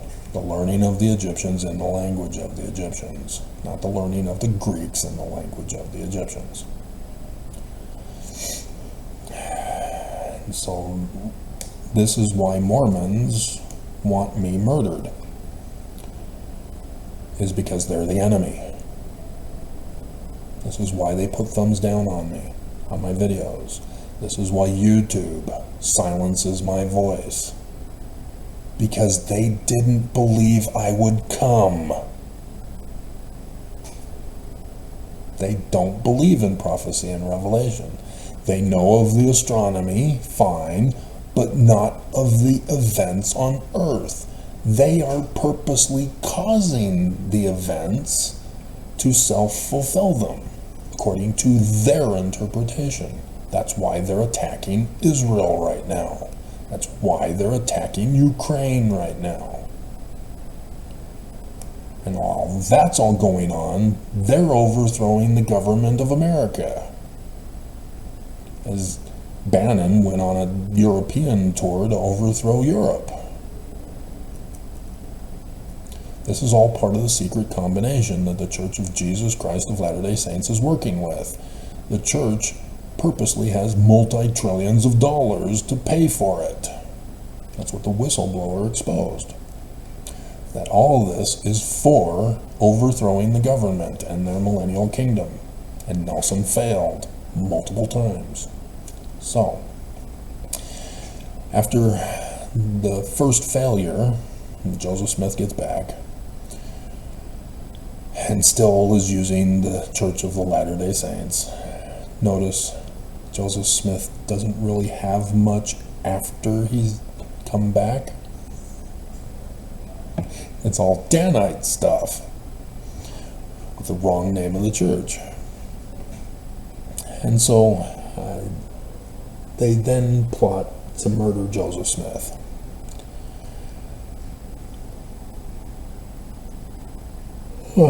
Don Carlos Smith and Joseph Smith Sr. would die in Nauvoo.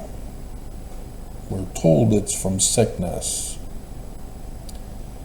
Nauvoo had a sickness going through it, but we also know that poisoning has similar symptoms as if it was a sickness. Samuel Smith was assassinated by Brigham Young with poisoning after Joseph Smith is assassinated. And so, yeah, this is a favorite tool of assassination by Brigham Young and Heber C. Kimball. And so, yes, Carthage Jail, yeah, Willard Richards and John Taylor. They were the backups, and yeah, they had to be activated because Joseph Smith got a six-shooter and shot at the mob as they came up the stairs and chased them out. And so thus, John Taylor went into action, wrestled the single shot of my third great-grandfather, John Solomon Fulmer, from Hiram Smith. It went off in Hiram's jaw into the brain. Hiram Smith fell to the ground. Joseph Smith, with 3 balls remaining, saw that Hiram had been felled to the ground and John Taylor is standing over his body. Joseph Smith then boom, boom, boom. John Taylor hides under the bed. Joseph Smith goes into the room over his brother. And then Willard Richards, seeing that Joseph Smith had obtained the six-shooter, got his own six-shooter, claiming that it was the sacrament wine, and then came from behind, shot Joseph in the back, took his body, dumped it out the window. That's where the mob then proceeded to shoot Joseph Smith multiple times. and then came back over the body of Hiram, shot him right here in this location while he's on the ground. Thus the blood pool that still stains the floor to this day is Hiram's from that shot while he was laying on the ground. Willard Richards stood over, boom, to make sure he died. And then they had to put at least 1 to 2 more bullets in John Taylor to make it look good. But the caliber pistol shots, not rifle shot wounds. There is a difference. Rifle shots are bigger, more damage caused than the single shot pistols, or the pistol shots. And so yes, the pocket watch, yeah, that could have been from Willard Richards shooting him in the pocket watch so that he didn't actually shoot John Taylor. But it would be hilarious. Hold still, I promise. I won't kill you. We have to make it look good. And then, yeah, there was a bullet put in the door, and one by the lock also. And so the whole concept of bullets flying through the air with their rifles, no. Dear God, no. They lied. And so, yes, Brigham Young finally conquered. And then there's the whole part about the Council of 50 that was supposed to be the secret government in case Joseph Smith wins the election, and then Joseph Smith would be assassinated as president, and Sidney Rigdon would then be in charge as the acting president, being the vice president. And then Brigham Young would convince Sidney Rigdon to have his Council of 50 be the militant government under martial law of the colonies, and subject them to the Church of Jesus Christ of Latter-day Saints. But something happened, and they decided not to go through with that, and decided to assassinate Joseph Smith in Carthage jail instead. And so Abraham Lincoln became the guy with the Confederates. And so Brigham Young then, because of the failures, even though he succeeded in conquering Joseph Smith, needed to plan to flee the country and come into the Salt Lake Valley here.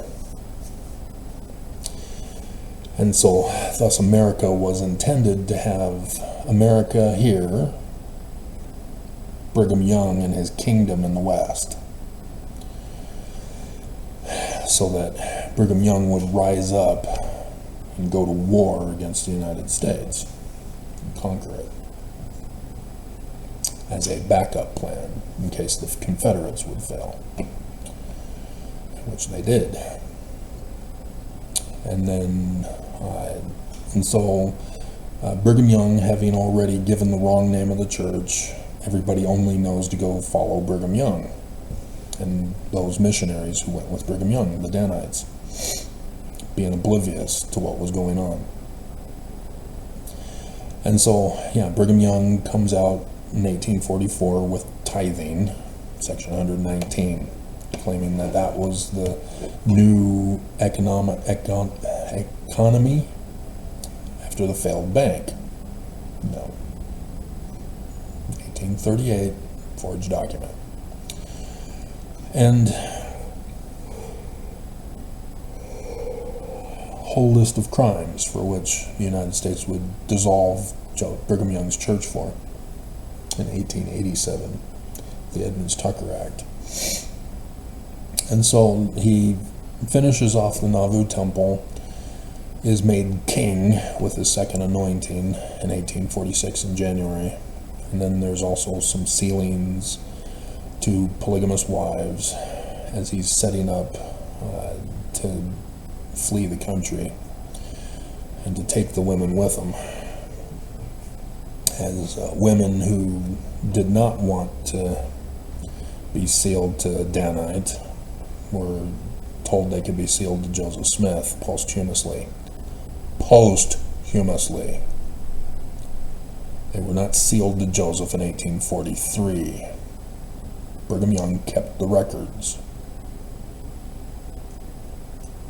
And it was passed down through my family anyway, because Desdemona Fulmer was one of those women, my third great aunt. And we all know in the family that it was after Joseph Smith is murdered that they were sealed to Joseph Smith. Joseph Smith was never a polygamist. Sorry, ex-foes, you got deceived by Brigham Young and his Danites. This is Evil People 101. I saw it as peers. I know all of the threats that is currently being done. It originated with them as children. I see the same threats being used by the Danites, being used by my peers. You know, the whole transsexual thing, guys becoming women, getting their penis chopped off. Yeah, that was from my little kid peers before guys were chopping off their penis. Telling guys you're gay. Well, if you want to be a woman so much, why don't you chop it off? And now they're doing it. Just as they were bullied to do it. This is how evil these people are. They are the same evil all this time. Bullying to abuse, to threaten, to destroy. That's all that's going through their heads. And so, yeah, Brigham Young flees. He has the one ship from England that comes to California to meet them in the valley, and then takes those who are rich and of the Danites with the Vanguard Company to the valley. The poor are left behind. He took their money and left them behind, and dedicated the Nauvoo Temple on the 1st of May, 1846, the anniversary of the Illuminati, with the Illuminati's symbol of the inverted pentagram of Lucifer on the surrounding Nauvoo Temple wall. Blatantly obvious, and yet Mormons still are in denial, claiming Jesus, just as the Danites did. And so I cannot trust that there are innocent Mormons anymore, that the innocent Mormons have already left the church, that anybody who still remains in this church are the enemy, knowingly evil. And so I'm horrified that ex-foes will not believe me. They know the church is evil, but they blame Joseph rather than the enemy that is accusing Joseph.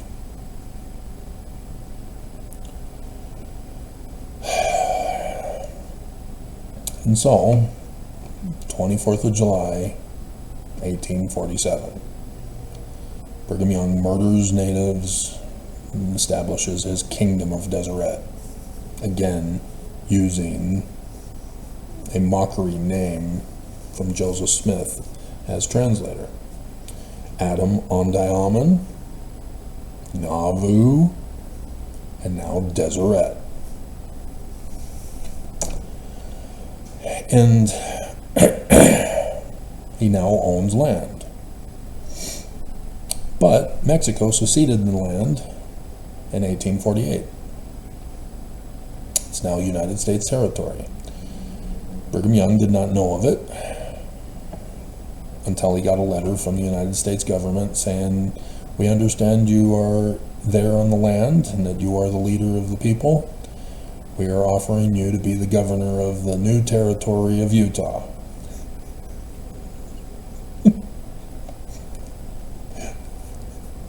Brigham Young is dethroned in that letter. He is no longer the king. He is now demoted to governor. And he's pissed. And so that's why he murdered or chased out any federal officer that was sent to the Utah Territory, even after he was dethroned because he couldn't behave himself as governor. And so in 1849, he then incorporates the Perpetual Immigration Fund to acquire the poor as slaves to come and build up the numbers of his people for his kingdom, so he can raise up an army to go up against the United States and reclaim the land as his. That's what all the Pioneer Trek was about. And so he didn't care if they died. He gets to claim them as martyrs. And so they're the victims. It's what they do. Sacrificing innocent people to claim, to justify conquering and overthrowing the government, which is what Nelson is failing to do recently this year, after failing in 2020.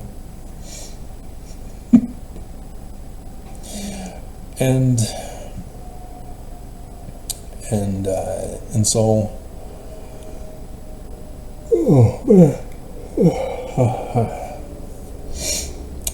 they make it to the valley.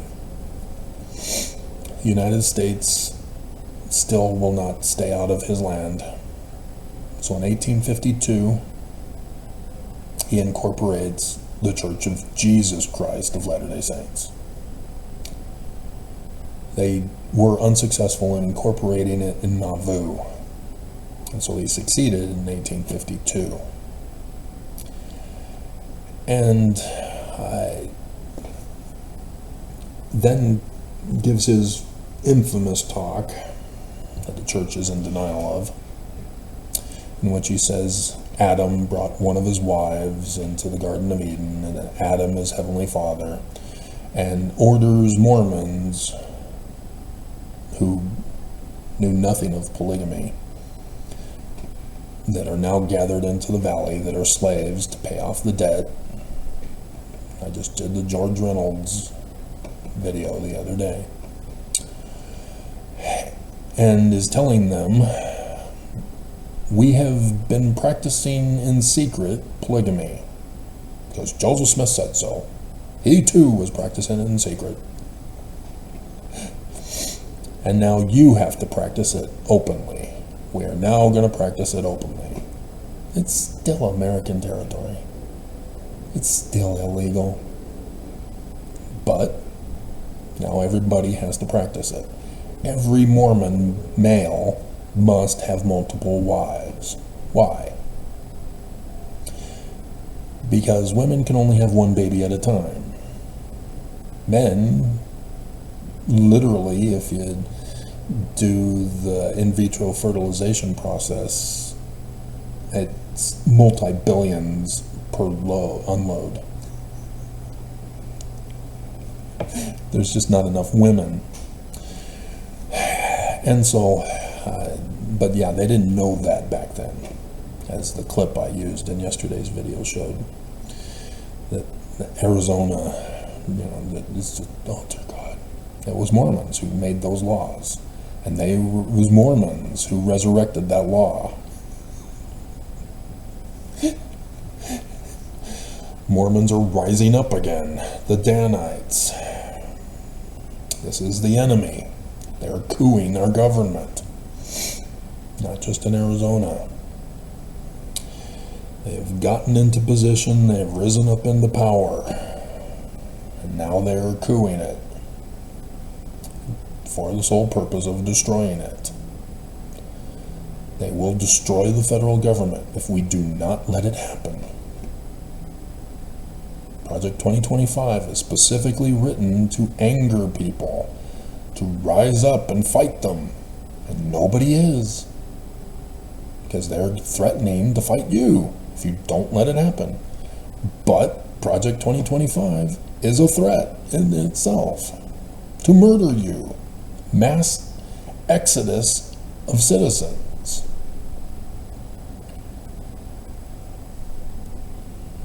A whole bunch of citizens are going to be booted out of America. This is not your land if you are not rich white.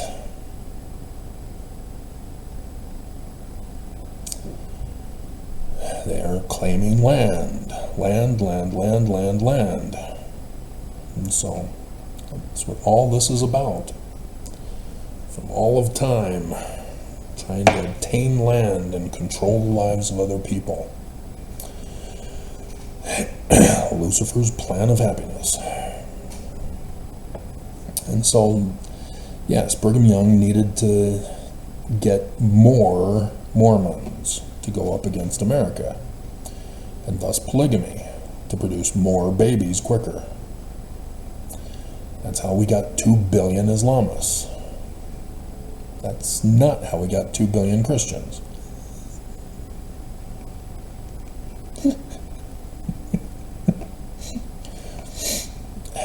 And so, yes, Brigham Young needs to increase the population of his followers. And so, despite this, it still wasn't fast enough, as the United States sent in the military to stop the insurrection of Brigham Young and prevent the building of his satanic temple of stone. The only stone temple. Remember the 9th of Av? And so, Brigham Young then began sending out families to settle north and south, to create a wall to prevent Americans from settling in Brigham's land. And this is where you get the Mountain Meadows Massacre on 9/11, 1857. Brigham Young ordered it. He just post-dated the letter on purpose to claim plausible deniability. But John D. Lee was already a part of the Danite plot. He knew he was sent down there for that purpose, to prevent people from coming in.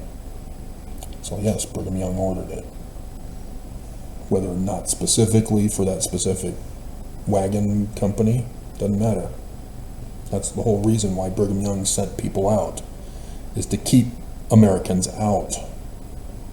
This was his land. He's getting it back. And so, yeah, it failed. And America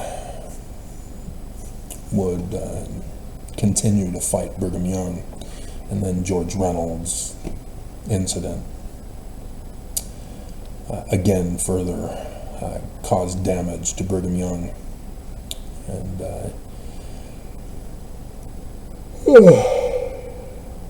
And so thus, the year before he died, he put in Section 132 and blamed it on Joseph to try to preserve polygamy for his church.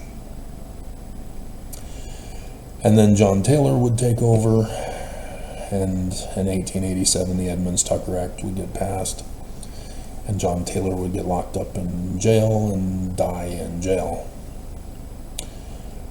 The church is destroyed, dissolved. Wilford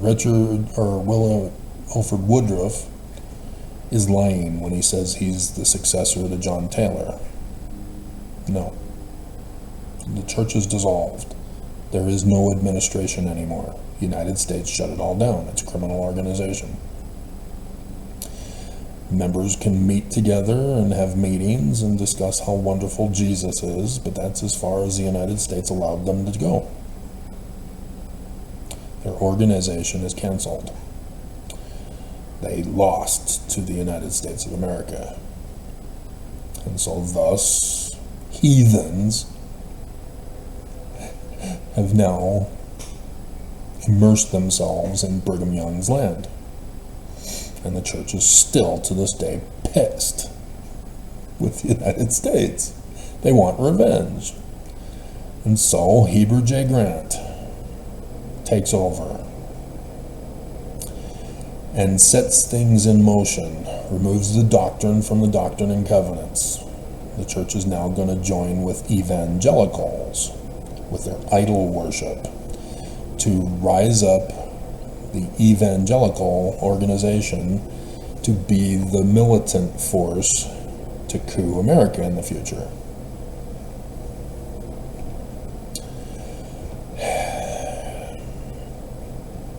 And publishes the new scriptures, and in the next year, 1922, that's when the Arizona woman did her master's thesis on a secret meeting of intellectuals saying the church isn't true. The history is wrong. And she doesn't understand the bigger context. She shouldn't have gotten her master's degree. She failed. Didn't do a thorough research on the subject matter.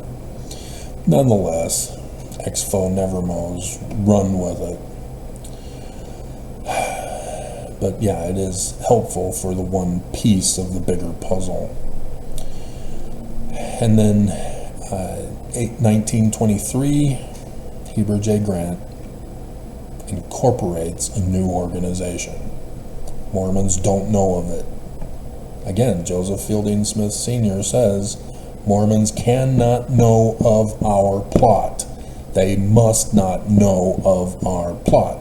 So Heber J. Grant did it in secret to incorporate the Corporation of the President. That's it. That's the name. Corporation of the President. He claims that members of the former Church of Jesus Christ of Latter-day Saints are to be the cash cows for this Corporation of the President. He claims that they will have church buildings and temples and publications for their use to justify the organization as not being criminal, using religion as a front. But again, the United States with George Reynolds already established, no, you cannot use religion as a front for criminal operations.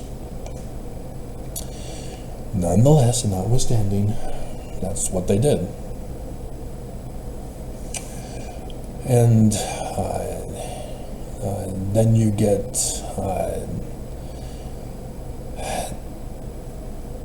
Heber J. Grant is now in the process of collecting money. As the whistleblower confirms, it's for the purpose of the latter days, to overthrow the government of the United States of America and get their kingdom back. That's for the whole purpose.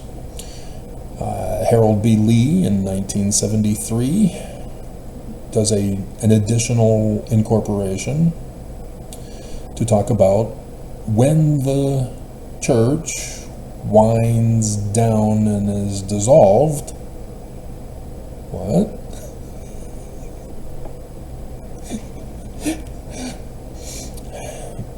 The money will be transferred to an individual pre-selected. And so after World War II, you now have the church getting involved with having temples throughout the world. There's a bigger push now. They had justified reasons to pay for it, and it was based on the number of elders who were tithe payers to justify a temple. And then there was the scandal of the apostle who tricked them into, if we build it, they will come. And nonetheless, the office building only became the number of floors that it is, rather than what he suggested it should be. He was wanting a massive tower. And yeah, they would need it because the building is overused, and so thus some of the people have to use other buildings at Temple Square, other rooms to facilitate the full needs of this church currently. But nonetheless, and so then you get Gordon B. Hinckley, who starts the smaller temples, builds the conference center, tries to claim it's a prophecy of Isaiah chapter 2. Mountain of the Lord's house shall be established on the tops of the mountains. Utah, that's us. Jesus is real. Jews are wrong.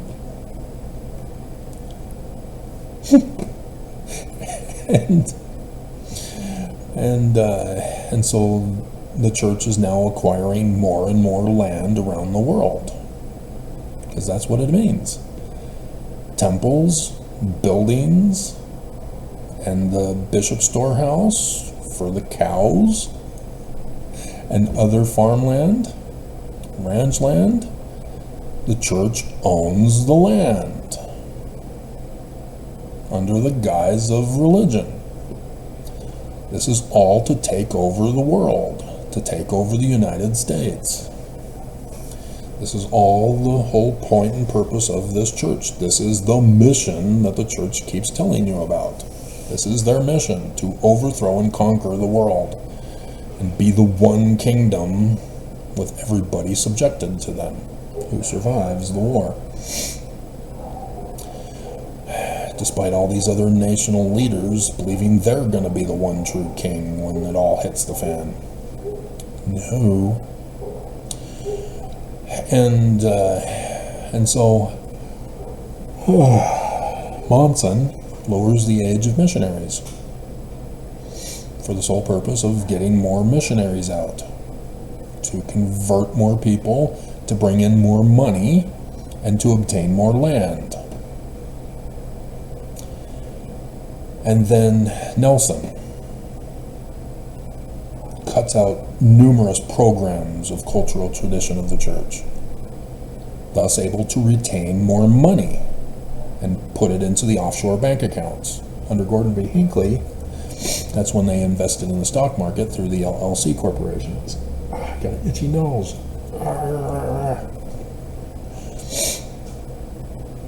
And so Enzyme Peak Advisors with tithing came out also with that. And thus we got the whistleblower. And so we learned from the whistleblower that this is what the church is doing, and Nelson confirmed it with his first presidency message in response to the whistleblower. Yeah, of course we're doing it. This is the mission of our church. We're following the parable of the talents according to our interpretation of it. The money is actual money. It has nothing to do with converts for Zion. And so, yeah, their whole intention is they're claiming Jesus is coming to destroy America, and then they'll hand over the keys of government to Jesus, and then Jesus will give it to the church, and the church will reign supreme because Jesus isn't real. It's the church that will be running everything as the kingdom. The Way to Perfection, page 290 and 291. Confirmed. We know their plot. We see their plot. It is being done. In 1981, the Church of Jesus Christ of Latter-day Saints creates, with evangelicals, psychologists from Nazi Germany, and government leaders and others of corporations and programs to overthrow the United States of America, the Council for National Policy. And so Steve Bannon is a part of that. Leonard Leo is a part of that. What's her name? Oh my God. Her husband is now with MSNBC as a talk show host. And she was President Trump's press speaker. Oh my God. I see her every day now on Fox. She's now a guest speaker for Fox, whereas her husband is MSNBC.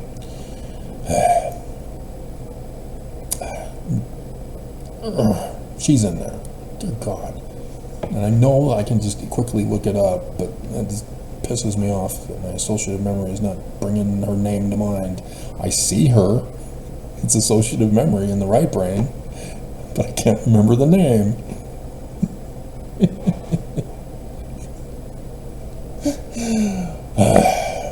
It's just right there.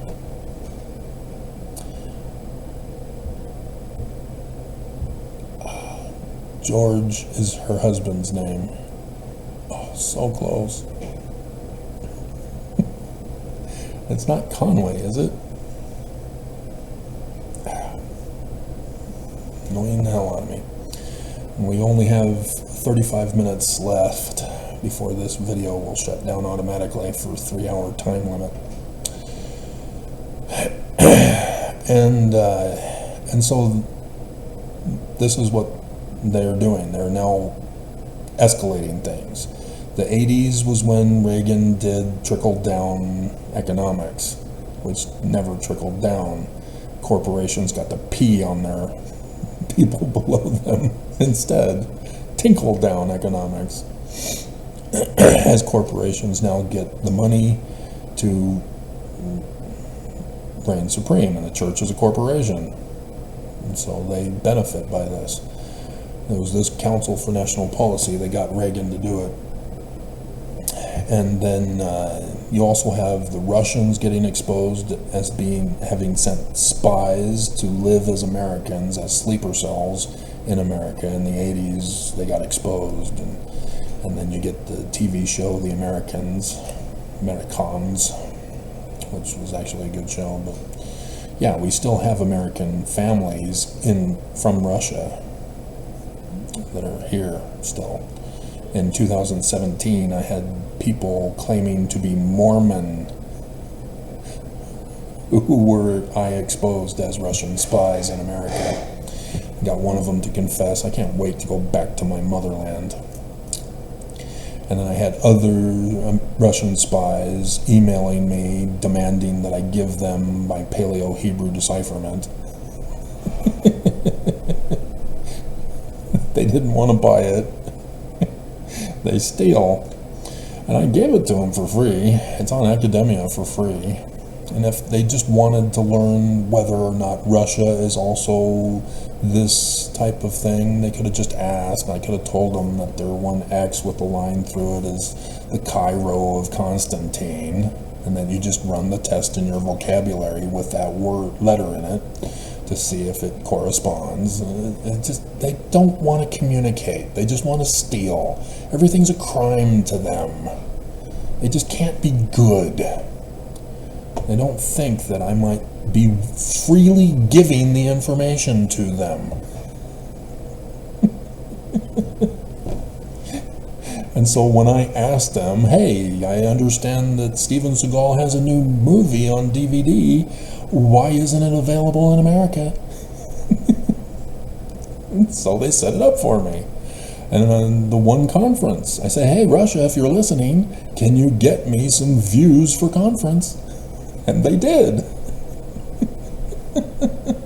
For the first sessions. They always have to cheat you. They can't just do things for the sake of doing it to be good people. And so yeah, Steven Seagal's DVD finally was available on Amazon for $50 in the coming months.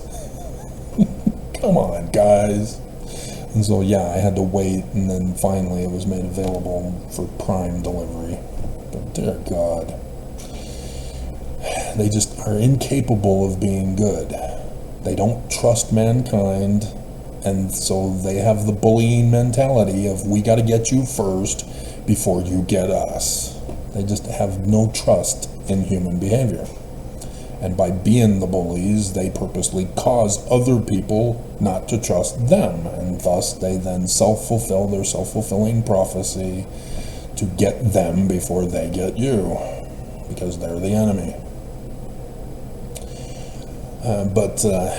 Anyway, and so, yes, the church is destroying America piece by piece over the years. And so 9/11, 2001, Lost Peter Paulino in that. As Saudi Arabia had the 2 pilots, as Bush was claiming that it was Saddam Hussein, and then Pakistan, and then finally Afghanistan. But then it ended up being Al Qaeda with Saddam, or Osama bin Laden, apparently. And so that's why we got started in Afghanistan, and Russia said, good luck. But it wasn't for that, it was for the poppy production, for Poppy Bush, so that we can be in control of the opioid. And so then the opioids were then given to Big Pharma here in America, as Big Pharma would then work on the opioid drug that would addict Americans. You just check your dates, and you'll see that that's when it was. It took some time for them to do the research on it and to develop the drugs to be used, and then get it into circulation by the psychologists and the medical doctors, to use humans as experimentations, just like the Nazi Germany doctors did, the psychologists. So yeah, all of this is involved against Americans.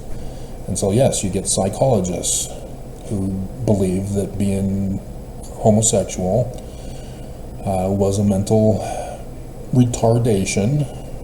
And so they were saying, if you're mentally retarded, come and see us and we'll help you with electroshock conversion therapy. The church did that here in Utah after World War II. Didn't stop it until 2021. And so they're threatening as the bully, as bullies did. You're gay. What you wear is gay. What you listen to is gay. What you do is gay. You know, everything was gay in the homophobic 80s. And you get psychologists also attacking other sexual behaviors, claiming that sex, drugs, and rock and roll need to be stopped and banned, and Playboy needs to be banned, and Hustler needs to be banned, and everything is porn, and it's all evil and of the devil, when it's the devil's plan of salvation to cover it up and hide it. Exactly what they're trying to do. And so women are getting severely abused during the 80s, as women are being told that you're ugly, wear this makeup to cover up and hide. Your bodies are evil, cover up and hide. Your skin is too white, tan, which we'd find out causes cancer. And so you're also ugly, and so here's Botox and plastic surgery. You know, guys don't like flat-chested women. Wear bigger boobs. And then after women get bigger boobs, then the psychologist flipped it on women and saying men like flat boob women. See all these models who are flat boobed?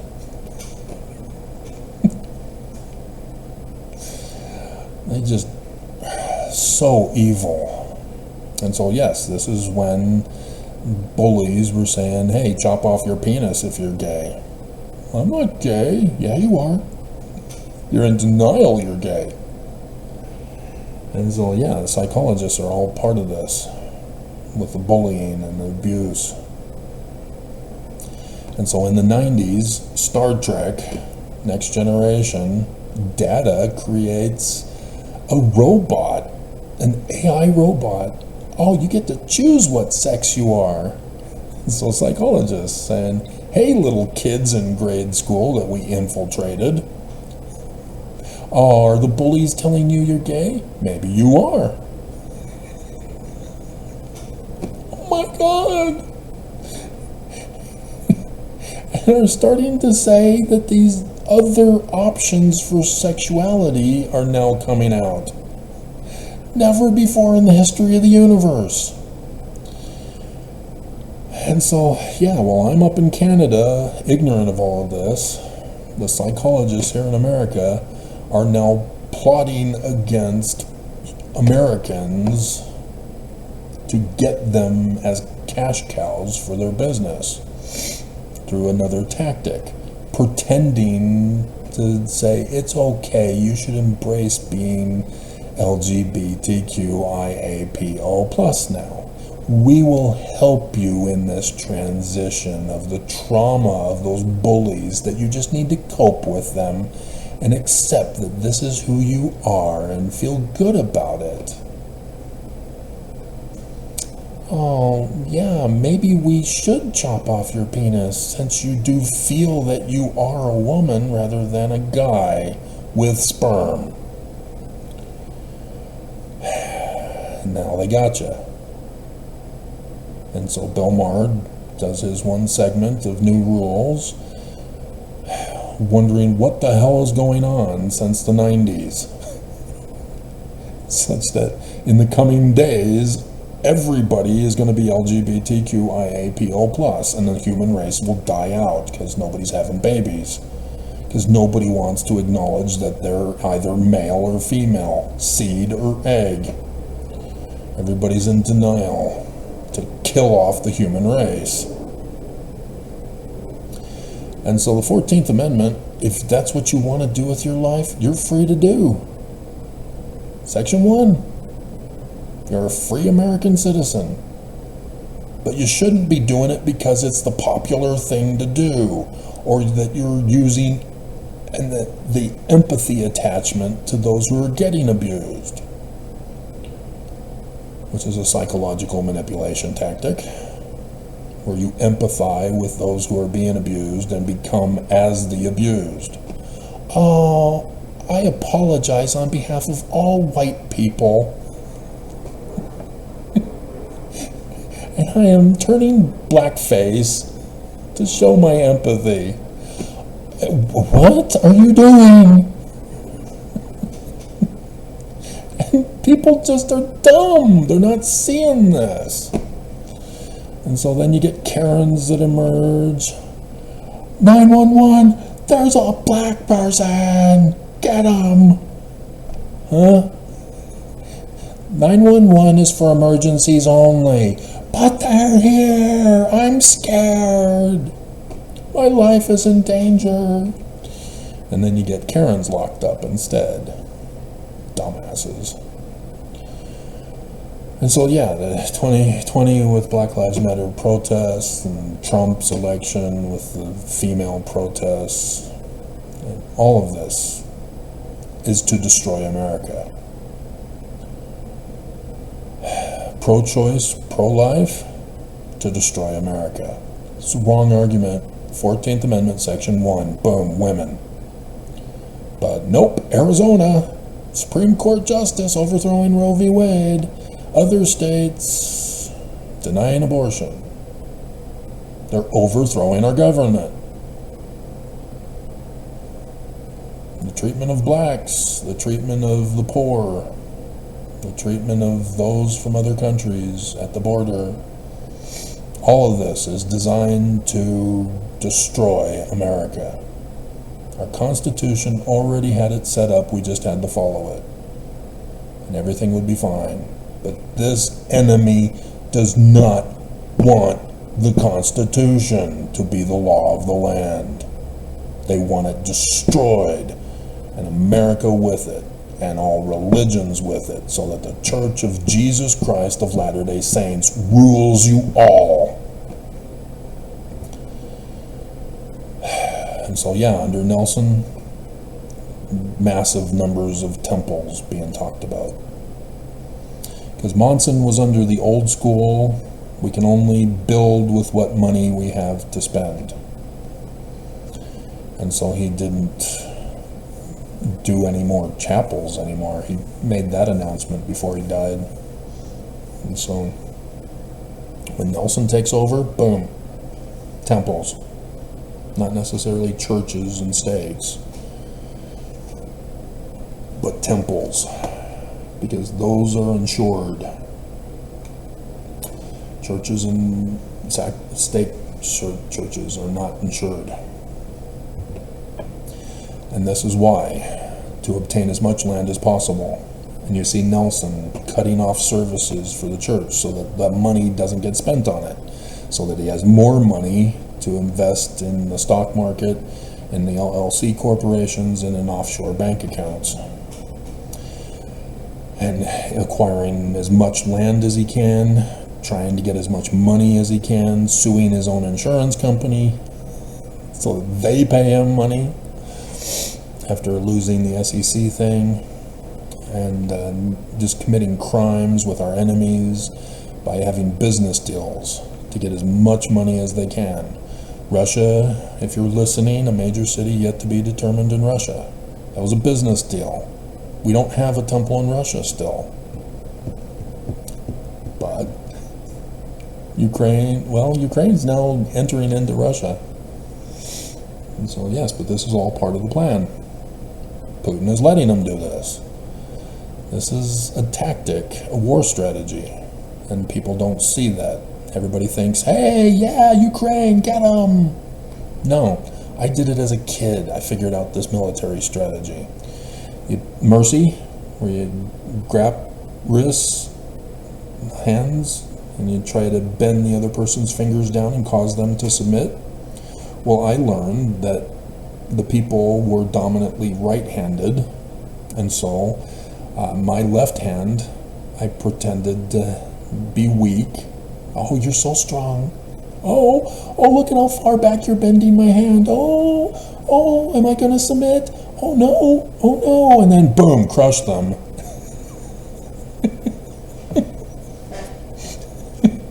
Win every time. That's what Putin is doing now. He came in with full force, bending back their left hand.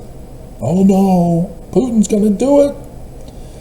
And then now he's weakening off, letting them use their right hand to get Russia.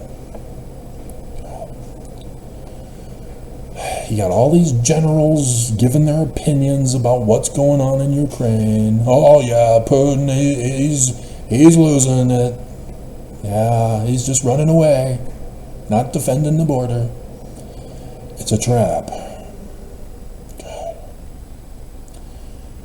You got these professionals who are not professionals, and they can't just say, I really don't know, even though I'm the professional in the field.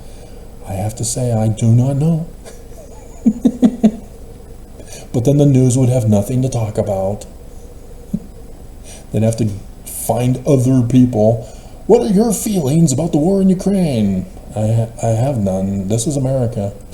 That's their thing. What about you? Trump called Kamala Harris such and such. How do you feel about it? What? We get live reactions. Dear God. And so, yeah, everything is falling apart on purpose, for this purpose and intent. So 2020 was supposed to be the Exodus year, the destruction of America. So that 3 Nephi 7 happens, and they failed. I did my part. I showed. I parted the waters for you. You didn't go. You didn't believe. YouTube was already involved in suppressing my views. And so I saved you. Saved. Savior.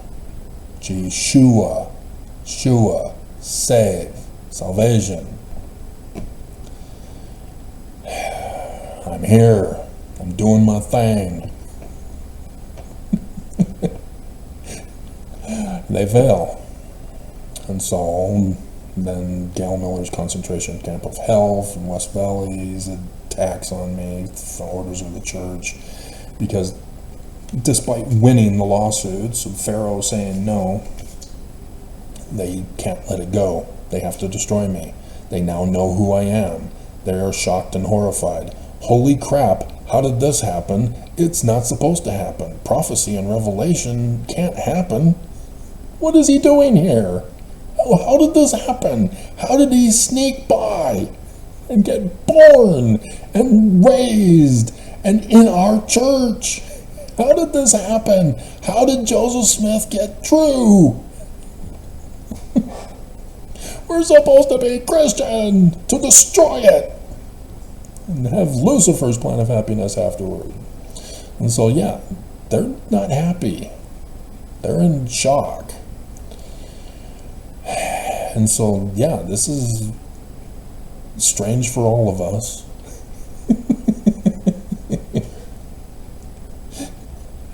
And so here they are trying it again. Nelson tipped us off that this is what he's doing when he said, in the coming days, you'll see the marvelous powers of Jesus to overthrow the government. The Washington, D.C. temple gets renovated with a new painting of the second coming, from the way to perfection. Jesus Christ comes from the clouds of glory on 8 April 2024 to destroy the government in D.C. D.C. temple, second coming painting. Jesus destroying the government, taking over the government.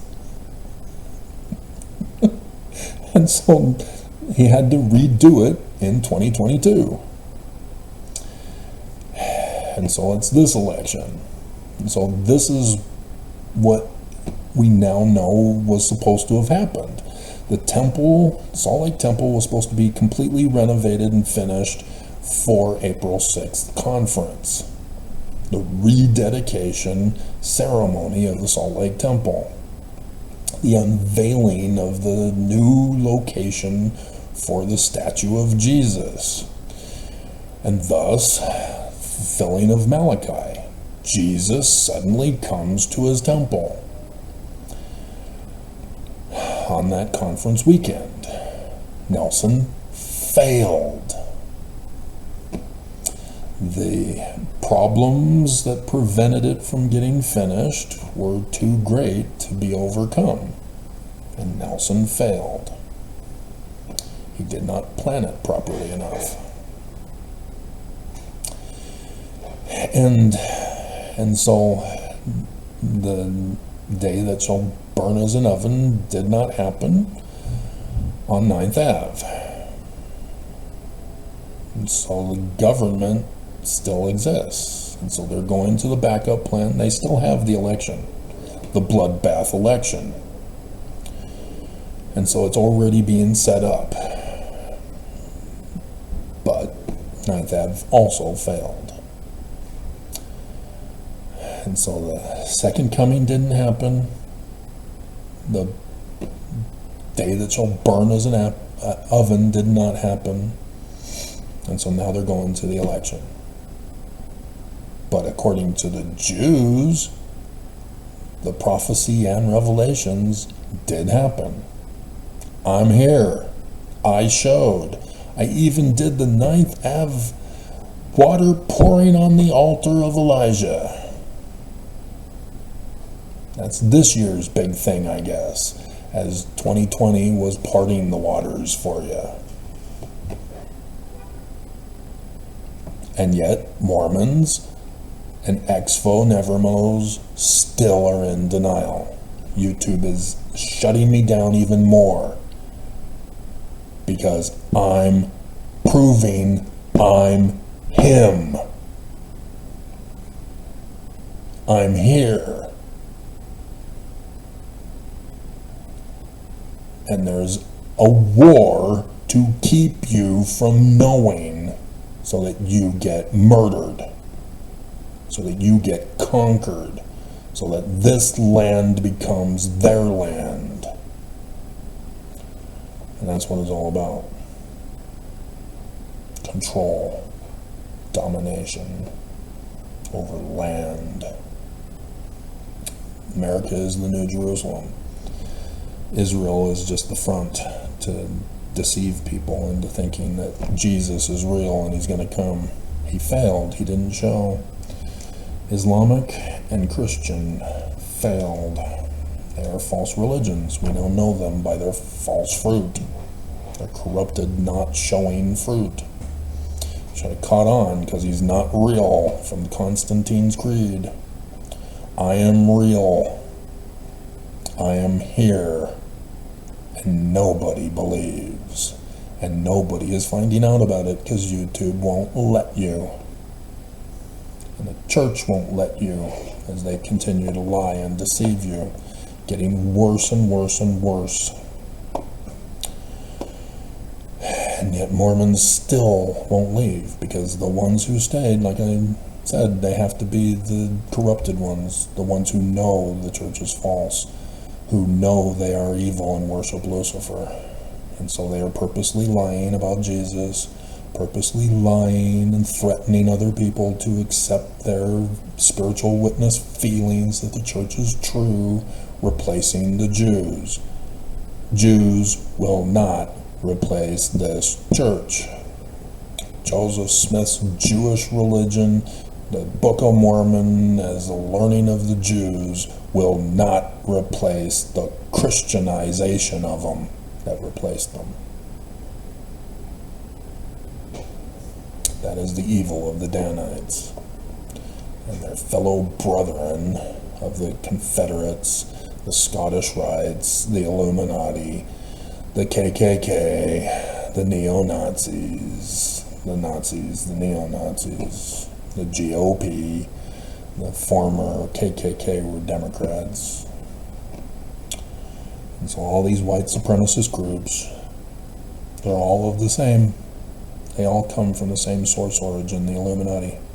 They all have their secret signs with the Illuminati. They all have their secret words. And they all protect each other from being punished for their crimes. Trump pardons them. The DOJ refuses to prosecute them. FBI refuses to lock them up. Judges refuse to render a judgment against them. Just like in Utah, nobody goes up against the church. Helaman chapter 6. It's all blatantly obvious, and it's pretty much too late. And so the DNC, is there going to be an assassination attempt? Maybe. 3rd Nephi chapter 7. I'd be surprised if they took out Harris rather than Biden, but since Biden isn't running for president, why not go after Harris?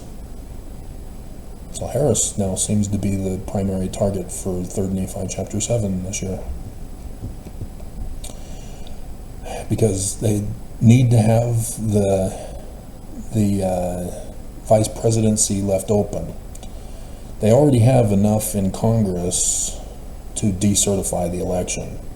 But the vice president is the one who actually says it as a traditional thing. They have no power. They can't overturn and decertify the election, but it's a power thing. And so that's another backup for backup, because it hasn't happened yet. But they're setting it all up, wave after wave, in case they fail. There's backups.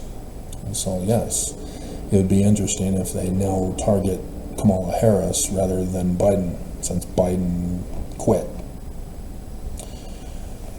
But if Biden dies, Kamala Harris becomes the president and the vice presidency position is now available. But if they can take out Harris with an assassination, then they lose the vice president spot, and Kamala Harris is no longer running for president. So thus the federal government is destroyed if we don't let MAGA take over and destroy us anyway, because that's what they plan on doing. Project 2025 is to destroy the whole government of the federal government, as Trump will be purposely running it into the ground. America will be destroyed one way or another. They are setting it up to make it happen. And the Church of Jesus Christ of Latter-day Saints, through the Council for National Policy, is making it happen. Project 2025 came from the Heritage Foundation, and the Heritage Foundation came from the Council for National Policy, which is the church's organization to overthrow the government. All of it's connected. Alrighty. We have to be done. Time is running out.